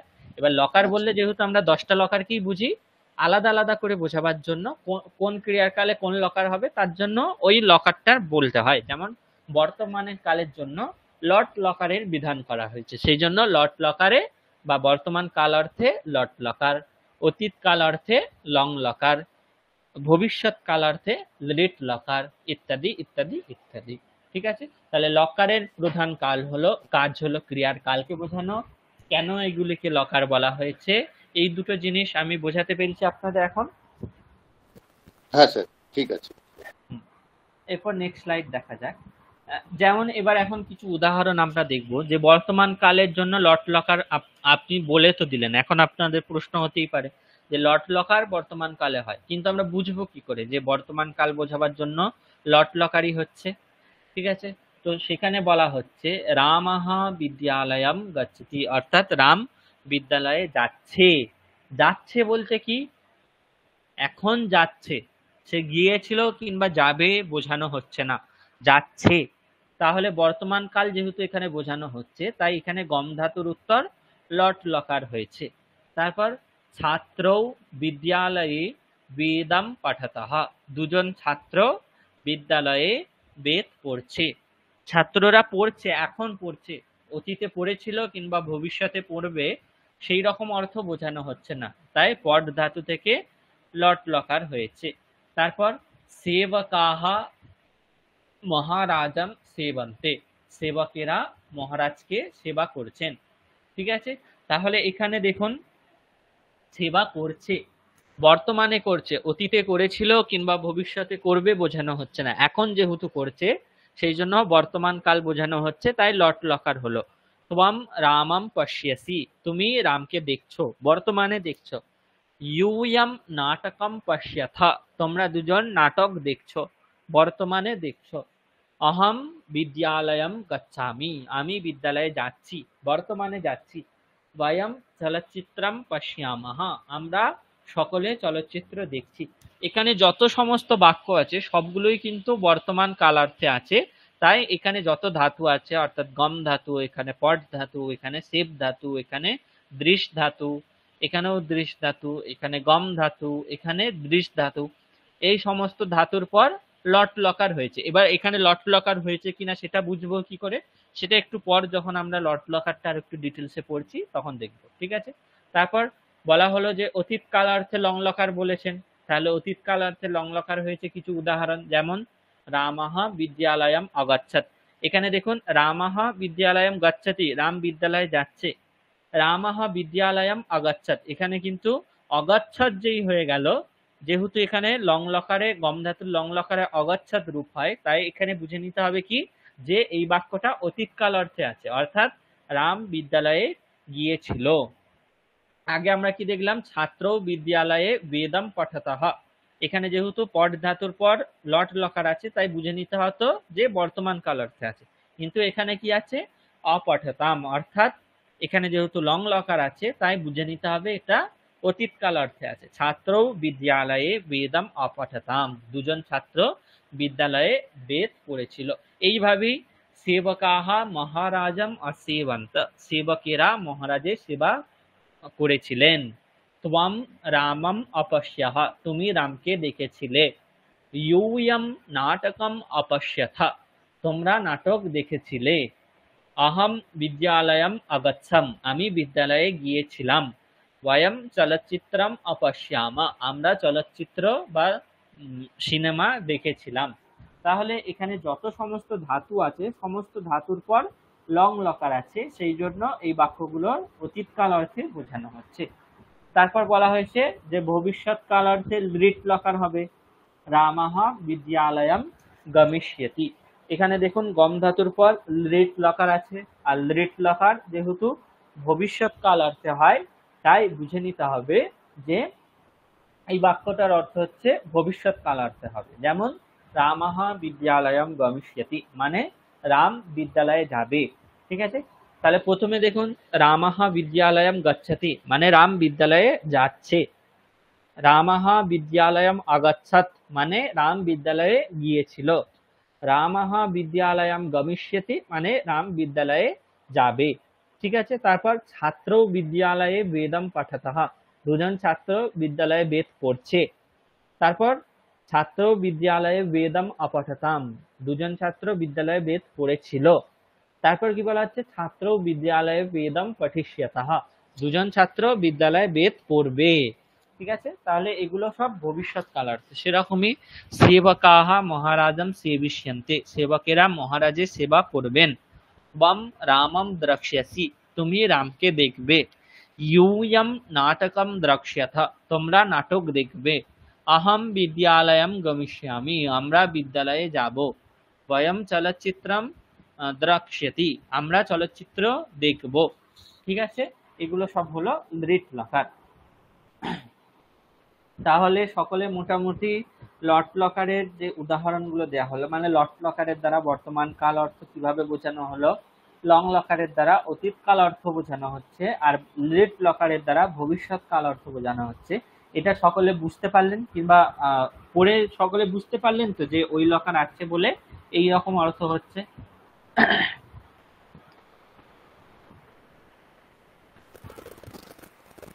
হ্যাঁ স্যার, এটা বুঝেছি। আচ্ছা। এবার তাহলে মেন জিনিস দেখতে হবে যে সংস্কৃতে 10টা লকার কি।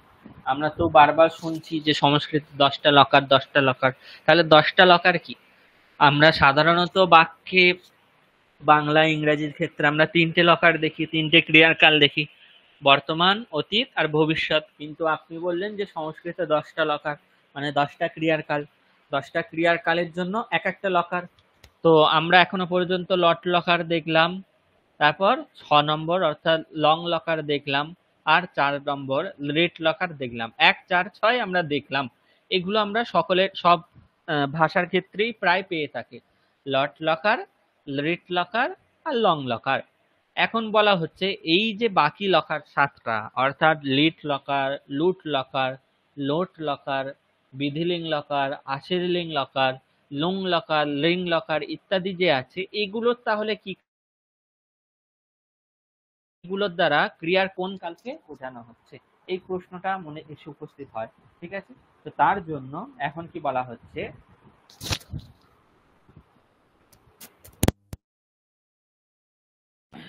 যে লকারের অর্থ বলা হচ্ছে। কি অর্থ বলা হচ্ছে? তো দেখুন, এই যে 10টা লকার আছে, এখানে যে 10টা লকার আছে, লট, লিট, লোট, লিট, লোট, লং, বিধিলিং, আশিরলিং, লুং আর লিং, এই 10টা লকারের মধ্যে 6টা লকারের দ্বারা ডাইরেক্ট ক্রিয়ার কাল বোঝানো হয়। অর্থাৎ আমরা যেমন বর্তমান, অতীত, ভবিষ্যৎ ইত্যাদি ক্রিয়ার কাল বুঝি, সেই রকমই আরো 3টে ক্রিয়ার কাল, টোটাল 6টা লকারের দ্বারা 6টা ক্রিয়ার কাল ডাইরেক্ট বোঝানো হয়। বাদ বাকি যে 4টে লকার থাকে, সেই লকারগুলোর দ্বারা কি বোঝানো হয়, ডাইরেক্ট ক্রিয়ার কালকে বোঝানো হয় না, তার সঙ্গে সঙ্গে ক্রিয়ার দশা বা ক্রিয়ার মুড, ক্রিয়ার কি মুড অর্থাৎ কোন মুডে ক্রিয়াটাকে প্রয়োগ করা হচ্ছে, সেই মুড বা ক্রিয়ার দশা বা ক্রিয়ার অবস্থাকেও বোঝানো হয়। ঠিক আছে, তাহলে 10টা লকারের মধ্যে প্রথম 6টা লকারের দ্বারা ডাইরেক্ট ক্রিয়ার কাল বোঝানো হয়, আর অবশিষ্ট যে 4টে লকার, সেই 4টের দ্বারা ক্রিয়ার দশা বা মুড বোঝানো হয়। এখন বলা হচ্ছে কোন 6টা লকারের দ্বারা ডাইরেক্ট ক্রিয়ার তাহলে অর্থ বোঝানো হচ্ছে বা ক্রিয়ার কাল বোঝানো হচ্ছে। তখন বলা হচ্ছে লট, লিট, লুট, লিট, লং আর লুং, এই যে 6টা লকার গুণন 1, 2, 3, 4, 5, 6, এই 6টা লকারের দ্বারা ডাইরেক্ট ক্রিয়ার কাল বোঝানো হচ্ছে। লট লকারের দ্বারা বর্তমান কাল, সেটা আমরা দেখলাম। লং লকারের দ্বারা অতীত কাল, সেটাও দেখলাম। লিট লকারের দ্বারা ভবিষ্যৎ কাল, সেটাও দেখলাম। এরপর আমাদের দেখতে হবে যে লিট লকার, লুং লকার আর লুট লকার, এইগুলোর দ্বারা ক্রিয়ার কোন অর্থ বা ক্রিয়ার কোন কালকে বোঝানো হচ্ছে। তো কি বলা হচ্ছে দেখুন, যে লট লকারের দ্বারা বর্তমান কাল হচ্ছে। ঠিক আছে, লট লকারের দ্বারা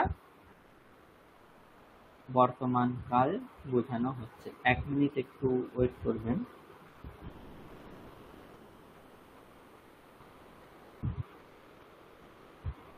এতক্ষণ পর্যন্ত যা পড়ানো হলো তা থেকে কিছু প্রশ্ন থাকলে তখন করতে পারেন আপনারা।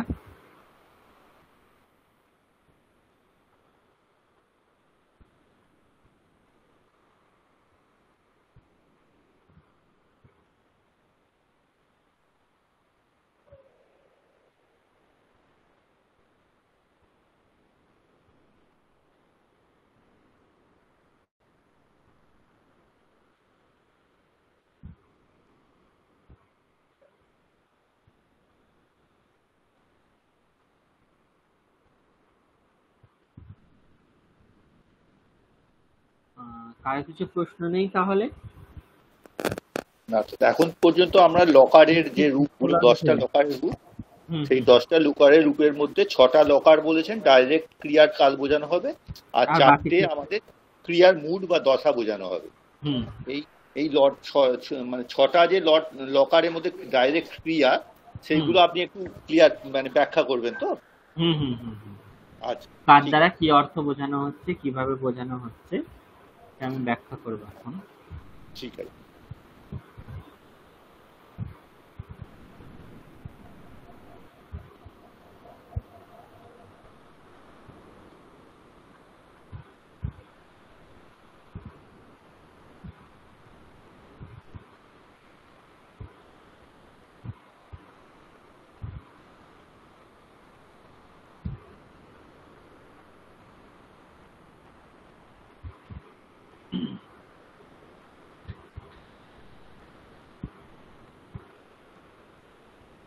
পড়তে ভালো লাগছে তো নাকি কঠিন লাগছে?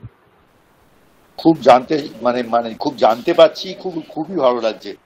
মানে এগুলো একদম যে গণ, যেগুলো গণ, যে ধাতুর যে গণগুলো আগে আমি একদম জানতাম না, এগুলো জানতে পেরে খুবই আনন্দ লাগছে, মানে খুব আনন্দ পাচ্ছি।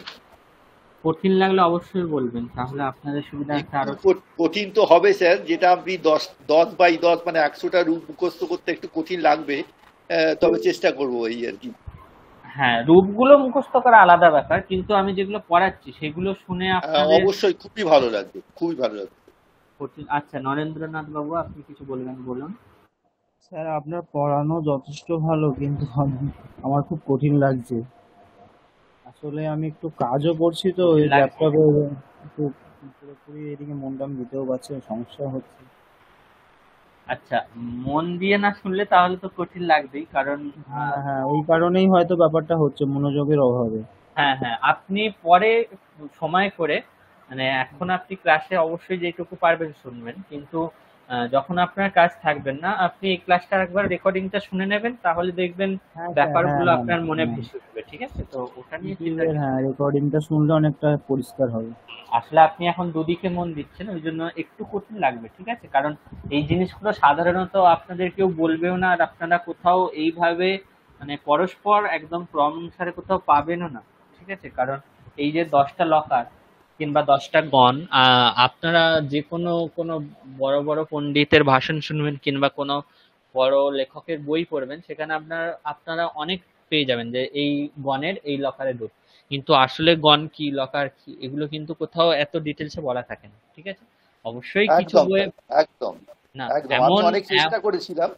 হুম হ্যাঁ স্যার, আমি অনেক চেষ্টা করেছিলাম যে এই গণ জাতীয় জিনিসটা বোঝার, কিন্তু মানে আমি কোনোটাই পাইনি। আপনি আজকে প্রথম আপনি যে গণটা দিয়ে বোঝালেন, মানে হুম সেই জন্য আমি একদম জানতে পারলাম যে পুরো গণটা কিভাবে এসছে বা কখন কিভাবে প্রয়োগ করতে হবে, সেই হুম জায়গাতে এত সুন্দর বুঝিয়েছেন, মানে খুবই ভালো লাগলো। তবে স্যার একটা জিনিস, আপনি তো ডাইরেক্টলি আপনার যে এটা করা রয়েছে, নোটসটা করা আছে, সেগুলো শুধু বলে দিচ্ছেন, হুম যার জন্য আমাদের ওইটাকে মনে রাখা একটু মানে হবে। যদি আপনি লিখে লিখে কিছু বলেন, তাহলে যেটা লিখে আমরা সঙ্গে সঙ্গে লিখে নিতে পারবো, এবং আমরা লিখে আমাদের আরো মনে থাকবে আর কি। লিখে লিখে কারণ আমরা দেখবো, অবশ্যই হ্যাঁ দেখবো। হ্যাঁ, সেটাই আর কি। কারণ আপনি এগুলো বলছেন, আমাদের মাথা থেকে আউট হয়ে যাচ্ছে, মানে হ্যাঁ, এখন শুনছি এখন ঠিক আছে, কিন্তু যখন হবে আবার আপনার এইগুলোকে এসে আপনাকে দেখতে হবে, নোটগুলোকে আর কি। না না, এই যেহেতু এগুলো থিওরিটিক্যাল ব্যাপার একটু, তাই এগুলোতে হ্যাঁ। লেখার মতো সেরকম কিছু নেই বলে আমি লিখছি না, কিন্তু যখন আচ্ছা। আমরা এই লকার লকার কিংবা গণ ইত্যাদি আমরা প্র্যাকটিক্যাল দেখব, তখন হ্যাঁ, আমরা লিখে লিখে কিছু কিছু দেখব। ঠিক আছে, সেটা নিয়ে ঠিক ঠিক আপনাদের আছে। অতটা মানে আপনি ভয় যে পাবেন না। স্লাইডটা, স্যার আপনি যে স্লাইডগুলো ব্যবহার করছেন, যদি সম্ভব হয় পিডিএফ আকারে একটু দেবেন গ্রুপে। হ্যাঁ হ্যাঁ, পিডিএফ আকারেই দেবো, আমি ক্লাস শেষ হলেই আপনাদের কাছে পাঠিয়ে দেবো। স্যার এগুলো আমাদের প্রিলিতে সদানন্দ স্যার পড়িয়েছিলেন, কিছুটা কিছুটা আমার মনে পড়ছে। এই যে 10টা প্রকার এর হুম বলেছিলাম, ধাতুরূপ কিছু পড়েছিলাম, উনি আবার ওইসব হ্যান্ড আউটস দিয়েছিলেন, নিজে প্রিন্ট আউট করে করে আমাদের দিতেন। হুম এবার হুম। এগুলো এগুলো আমরা পড়েছিলাম, অনেক পড়েছিলাম, কিন্তু ওই শব্দরূপ আমার কিছুতেই স্যার মনে থাকতে চায় না, খুব কঠিন লাগে। আচ্ছা ঠিক আছে, এগুলো কোনো ব্যাপার না, আপনি শব্দরূপ মনে রাখলেও হবে, না রাখলেও হবে। মনে রাখলে আপনার সুবিধা, না হলে এখন বর্তমানে আমরা যা যা পড়বো এমন নয় যে শব্দরূপ ধাতুরূপ মুখস্থ না করলে আমরা যা পড়বো আপনি কিছুই বুঝতে পারবেন না, এরকম কিন্তু মোটেও না। ঠিক আছে, ঠিক আছে, তাহলে আমরা এবার দেখি যে লকারের দ্বারা কিভাবে আমরা দেখলাম যে 10টা লকারের মধ্যে 6টা লকারের দ্বারা ডাইরেক্ট কি হয়, ক্রিয়ার কাল বোঝানো হয়, আর বাকি 4টের দ্বারা ক্রিয়ার মুড বা দশা বোঝানো হয়। ঠিক আছে, তো 6টা লকারের দ্বারা ডাইরেক্ট কিভাবে ক্রিয়ার কাল বোঝানো হচ্ছে সেটা এবার তাহলে দেখা যাক। প্রথমত, লট লকারের দ্বারা বর্তমান কাল বোঝানো হয়, এটা আমরা সকলেই জানি। ঠিক আছে, এখানে বিশেষ কিছু নেই। সংস্কৃতের ক্ষেত্রে অতীতকালকে নিয়ে একটু বিশেষ ব্যাখ্যা আছে। সাধারণত আমরা অতীতকাল বলতে একই জিনিস বুঝি, মানে যা কিছু অতীতে হয়ে গেছে সবকিছুই অতীত, কিন্তু সংস্কৃতে 3টে জিনিস ভাগ করা হয়েছে। সকলে আমার কথা শুনতে পাচ্ছেন?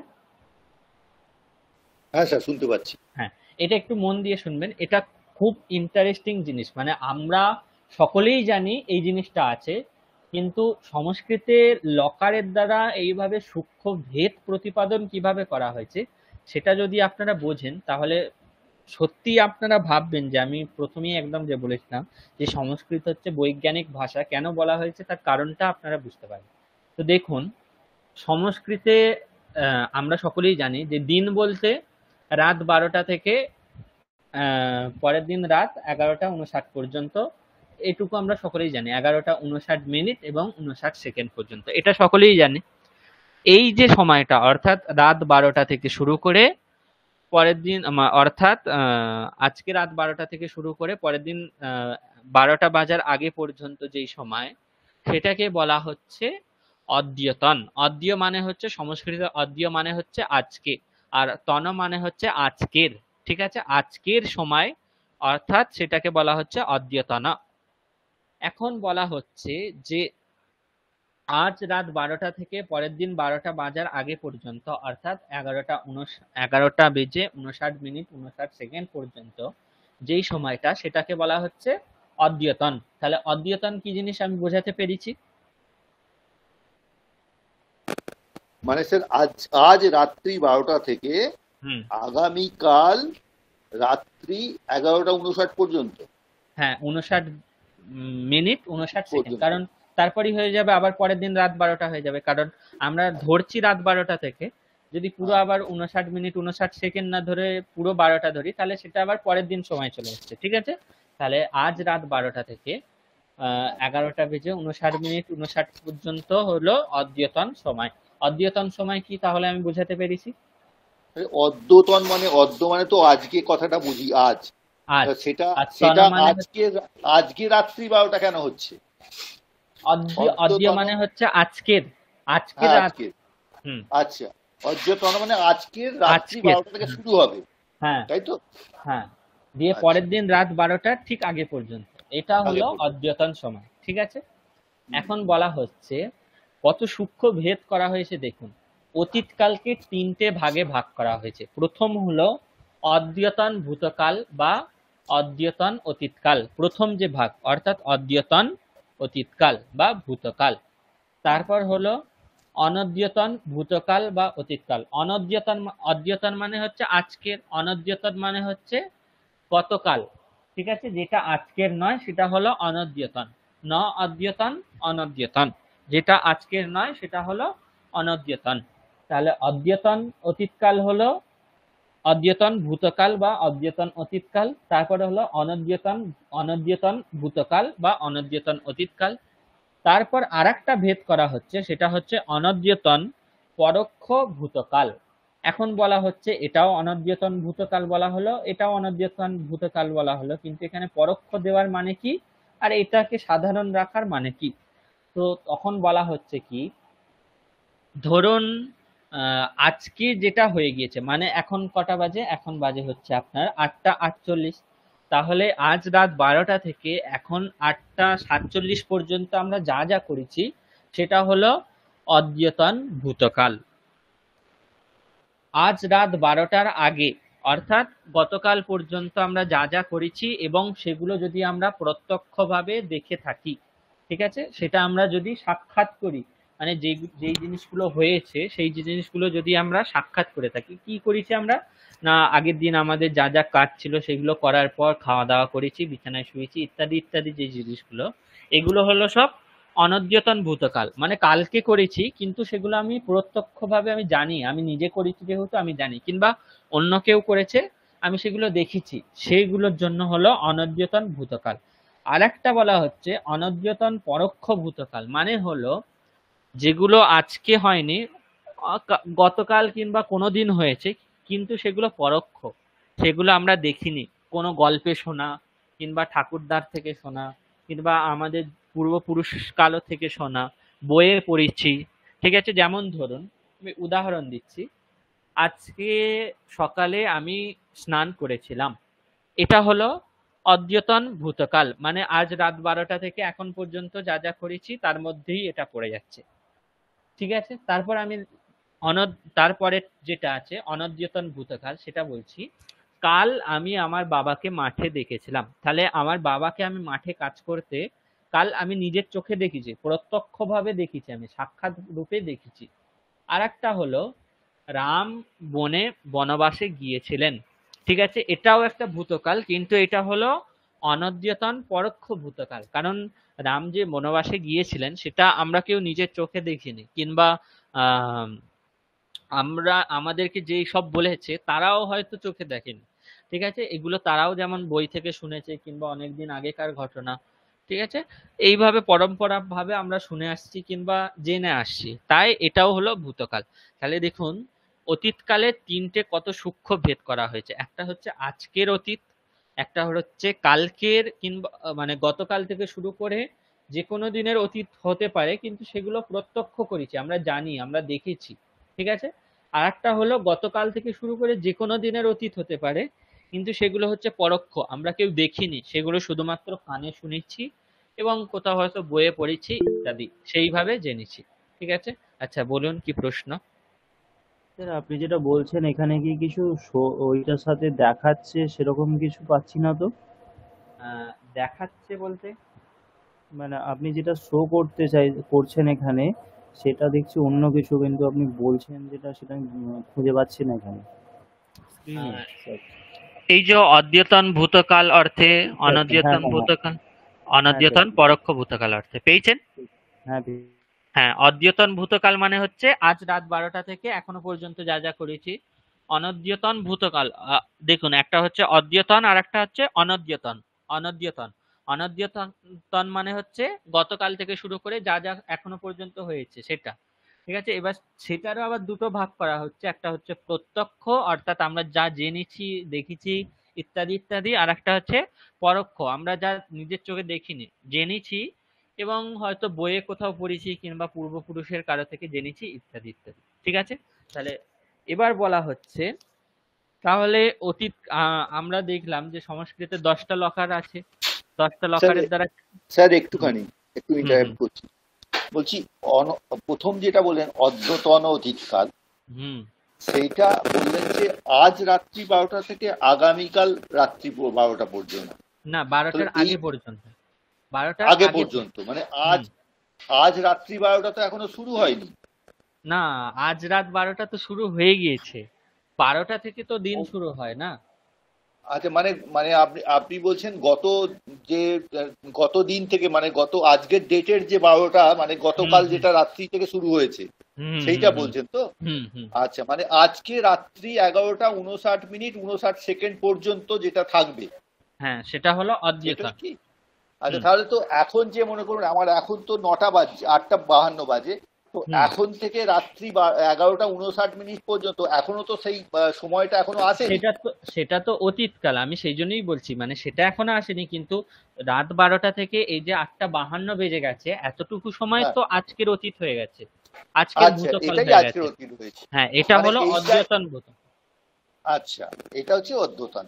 এটার হ্যাঁ, যদি আরো আগের ঘটনাটা হয় তাহলে আমাকে বলতে হবে অনদ্যতন। অনদ্যতন ভূতকাল। এবার আচ্ছা, অনদ্যতনেরও আবার দুটো ভাগ, একটা হচ্ছে প্রত্যক্ষ আর একটা হচ্ছে পরোক্ষ, যেটা আমরা আচ্ছা, দেখেছি, আর একটা হলো হুম, যেটা আমরা দেখিনি, শুধু কানে শুনেছি কিংবা পড়েছি। ঠিক আছে, আচ্ছা, এবার দেখুন তার মানে তাহলে। এখনো আজকের যেটা 11টা 59 এখনো সেটা আসেনি, সেটাকে আমরা ধরবো না না, সেটা এতক্ষণ ভবিষ্যৎ। পর্যন্ত। তাহলে এখন সেটা সেটা, ভবিষ্যৎ, হ্যাঁ সেটা হলো অদ্যতন ভবিষ্যৎ, মানে আজকের ভবিষ্যৎ সেটা। ঠিক আজকের আছে, ভবিষ্যৎ। আচ্ছা, ঠিক আছে, ঠিক আছে। হ্যাঁ এবার দেখুন, তাহলে আমরা দেখলাম যে 6টা লকার ক্রিয়ার কাল বোঝায়, তাহলে লট লকার বর্তমান কাল অর্থে হয়ে যায়। লুং লকারের অর্থ কি তাহলে? অদ্যতন ভূতকাল, মানে আজকের অতীতকাল বোঝাতে গেলে লুং লকার হবে।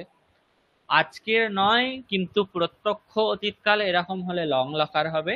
আর অনদ্যতন পরোক্ষ ভূতকাল, মানে আজকের নয় এবং সেগুলো আমরা বই থেকে পড়ে কিংবা কোনো কিছু সিনেমা ইত্যাদি দেখে জেনেছি কিংবা কারো থেকে শুনে জেনেছি, এরকম বোঝালে লিড লকার হবে।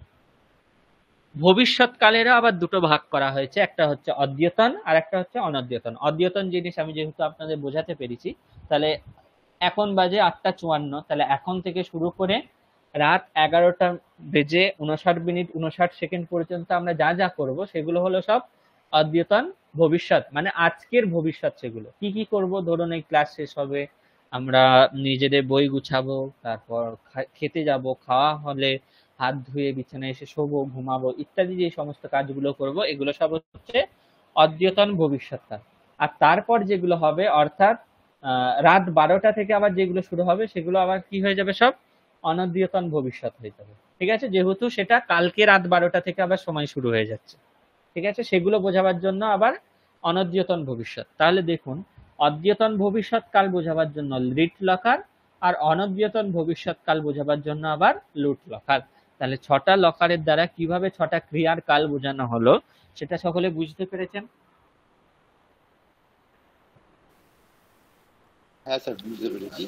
কিন্তু এইটা কি আমরা কি যে ভবিষ্যৎকাল ব্যবহার করি সেটা কি এইরকম ভাবে ধরেই ব্যবহার করি, যে যেমন আমরা বললেন আপনি যে রাম বিদ্যালয় গমিষ্যতি, সেখানে কি আমরা ওই অদ্যতন ধরেই ব্যবহার করি যে আজকের মধ্যেই যাবে সেইভাবে ভেবেই বলুন। যে ব্যবহার করি, যে লিড লকার যে ব্যবহার করি, যে রাম, আপনি যেমন উদাহরণ দিলেন রাম বিদ্যালয় গমিষ্যতি, সেটা কি আমরা এইরকম ভাবেই ভেবেই ব্যবহার করি যে আজকের অদ্যতন মানে আজকে রাত্রি 11:59 পর্যন্ত এইটা ধরেই কি আগামীকালের বলতে আমরা অন্য কিছু ব্যবহার করব? আগামীকালের জন্য তখন তখন লুট লকার ব্যবহার, হ্যাঁ লুট ব্যবহার করব। মানে ব্যাকরণের দিক থেকে দেখতে গেলে, যুক্তিযুক্ত ভাবে দেখতে গেলে লুট লকার ব্যবহার করা উচিত। ঠিক আছে, আমরা তো কখনোই এটা ভাবিনি, মানে মানে আমরা চিরকালই ভেবে এসেছি যে 3 দিন পরেও যদি কোনো কেউ বলে যে আমি বিদ্যালয়ে যাব, তখন আমরা ওই লিস্ট লকারই ব্যবহার করবো, এইভাবেই ভেবে এসেছি। কিংবা লং এর ক্ষেত্রেও দেখুন না, লং বলতে কি বোঝা হচ্ছে, যে অনদ্যতন প্রত্যক্ষ ভূতকাল, মানে যেটা আমরা আজকের নয় কিন্তু আমরা দেখেছি, কিন্তু ধরুন আজকের যেটা অতীতকাল সেটার ক্ষেত্রেও আমরা লং লকার ব্যবহার করছি। ঠিক আছে, কিন্তু সেটার ক্ষেত্রে কি ব্যবহার করা উচিত, লং লকার ব্যবহার করা উচিত আসলে।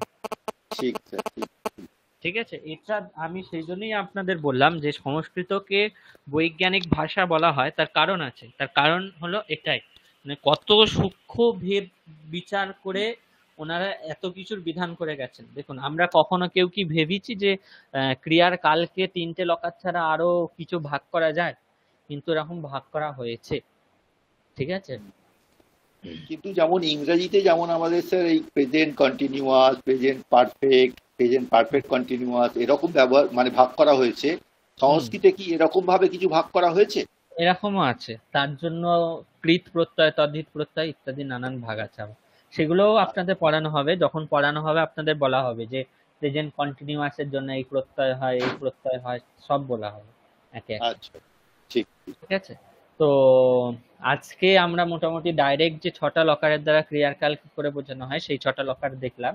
পরের দিন অর্থাৎ নেক্সট বৃহস্পতিবার আমরা আবার যে 4টে লকারের দ্বারা ক্রিয়ার দশা বোঝানো হচ্ছিল সেই দশা থেকে আবার শুরু করব। কিন্তু আপনাদের কাছে আমার প্রার্থনা, অবশ্যই আমি যেটা আজকে পড়ালাম সেটা আমি আপনাদের এক্ষুনি পিডিএফ করে পাঠিয়ে দেবো, সেটা তো পাঠাবোই, কিন্তু তার সঙ্গে আপনাদের কি করতে হবে, পরের দিন ক্লাসে অবশ্যই আপনারা কি করবেন, আমি যেটা আজকে পড়ালাম সেটা একবার হলেও চোখ বুলিয়ে আসবেন। না হলে পরের দিন ক্লাসে আবার যখন আমরা এই লকার থেকে শুরু করব তখন সবকিছু আপনাদের মাথার উপর দিয়ে যাবে। ঠিক আছে, এটা আমি আগে থাকতেই আপনাদের বললাম। আর আমি কিন্তু যেটা পড়াই পরের সপ্তাহে শুরু করবার আগে সবাইকে একবার জিজ্ঞাসা করে নিই। ঠিক আছে, তাই অবশ্যই আমার পড়া সকলে আরেকবার দেখে আসবেন। তাছাড়া যদি আপনাদের কিছু জিজ্ঞাসা থাকে তাহলে অবশ্যই গ্রুপে জিজ্ঞাসা করবেন। ঠিক আছে, এখন যদি আপনাদের কিছু প্রশ্ন থাকে তাহলে করতে পারেন, না হলে আজকের ক্লাস আমরা এখানেই শেষ করব। স্যার আজকের যে আপনার বাড়ি কোথায় বললেন স্যার তখন? আমার বাড়ি হুগলির আটপুর। হ্যাঁ, আটপুর মঠ যে আছে, মঠ থেকে একটু ফেলে আসতে হয়, অর্থাৎ হরিপালের দিকে আসতে বলছি সদানন্দ স্যারের বাড়িও তো ওইখানেই স্যার? হ্যাঁ, সেই সদানন্দ স্যার অর্থাৎ সদানন্দ দা, আমরা সব ওই 1-2 গ্রাম এদিক সেদিক বাড়ি আমাদের সবার। আমরা সবাই এক জায়গাতে পড়েছি, বিবেকানন্দ ইউনিভার্সিটি থেকে MA BA করে। সদানন্দ দা এখন তিরুপতি থেকে PhD করছে, আমরা এখনো। স্যার একটু জিনিস বলি, আজকে আপনি আজকে যতটা পড়িয়েছেন এটা কিন্তু মানে আমাদের কাছে কিন্তু অনেকটাই হয়ে গেছে, অনেকটাই হয়ে গেছে, কিন্তু মানে আপনাদের সবই তো নতুন, মানে বাদি গণীয় যেগুলো থেকে শুরু করেছেন তার পুরোটাই অনেকটাই রয়েছে, এবং আপনি মানে যেগুলো দেখিয়ে বলে গেছেন সেগুলো আপনি একটু দেখবেন যাতে আমরা আমাদের আমাদের ক্যাপাসিটির মধ্যে আমরা যাতে পুরোটা পড়ে উঠতে পারি, হ্যাঁ হ্যাঁ একদম মাথা দিয়ে যেন উড়ে চলে না গেলে যাতে থাকে আর কি। আমরা অবশ্যই চেষ্টা করবো আপনার পুরোটাই পড়াশোনা করে নেক্সট দিন আসার জন্যে, তবুও যতটা সম্ভব মানে যতটা নিতে পারবো ততটাই আমাদের দেবেন একটু একটু করে, অবশ্যই। আমি তা নাহলে যেটুকু চাপ হয়ে যাবে। এখনো পর্যন্ত যেটুকু বললাম সেটা কি আপনাদের কঠিন মনে হলো? না, এখন পর্যন্ত যেটা সেটা ঠিকই আছে, সেটা অসুবিধে নেই, কিন্তু দেখুন মানে যে উদাহরণগুলো দিচ্ছেন সেগুলো হয়তো মনে থাকবে না, সেগুলো আমাদের আবার আপনার এই নোটটাকে মানে আবার ইউটিউবে গিয়ে ফলো করে আবার আমাদের দেখতে হবে। না, উদাহরণ আপনাদের মনে রাখতে হবে না, কারণ আমরা এই লকার ইত্যাদি ব্যবহার করে রোজ নতুন নতুন হাজার হাজার উদাহরণ দেখবো, ঠিক আছে? উদাহরণ মনে রাখার কোনো ব্যাপারই নেই। কিন্তু এই যে জিনিসগুলো অর্থাৎ লকার কি, গণ কি ইত্যাদি যে জিনিসগুলো, এগুলো যদি আপনারা মাথায় রাখেন, তাহলে এরপর যখন আমরা প্র্যাকটিক্যাল দেখবো আর কি, বাক্য রচনা যখন আমরা প্র্যাকটিক্যালি করব, তখন আপনাদের মাথায় এই প্রশ্নগুলো আসবে না যে গণ কি স্যার, গণ তাহলে একটু বলুন, কিংবা লকার কি, লকার আমাদের বলুন, সুপ প্রত্যয় কি, তিং প্রত্যয় কি বলুন। সেগুলো আমরা সব একে একে যদি দেখুন, প্রথমেই যদি কঠিনটা দেখে নিই, তাহলে আমরা যত আস্তে আস্তে অভ্যাস করতে করতে করতে করতে কি হবে, কঠিনটা আস্তে আস্তে একদম সহজ জিনিসে পরিণত হবে, ঠিক আছে? তাই আমি আপনাদের প্রথমেই একটু মানে কঠিন বিষয় দিয়ে শুরু করলাম, ঠিক আছে? এইগুলো যদি আপনারা ভালো করে বুঝে নেন, এরপর যা কিছু আছে একদম কি বলবো, জল ভাত আপনাদের কাছে, জল ভাত হয়ে যাবে, এইটুকু আমি কথা দিলাম।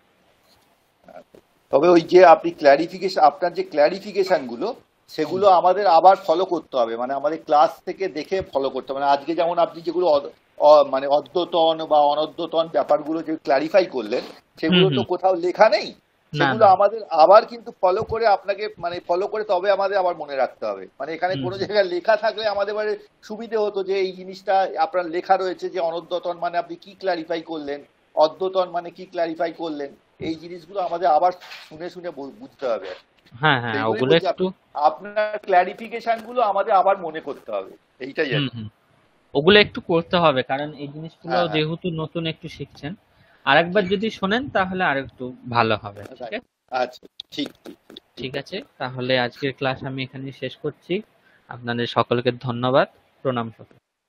আপনাকেও ধন্যবাদ স্যার, শুভরাত্রি।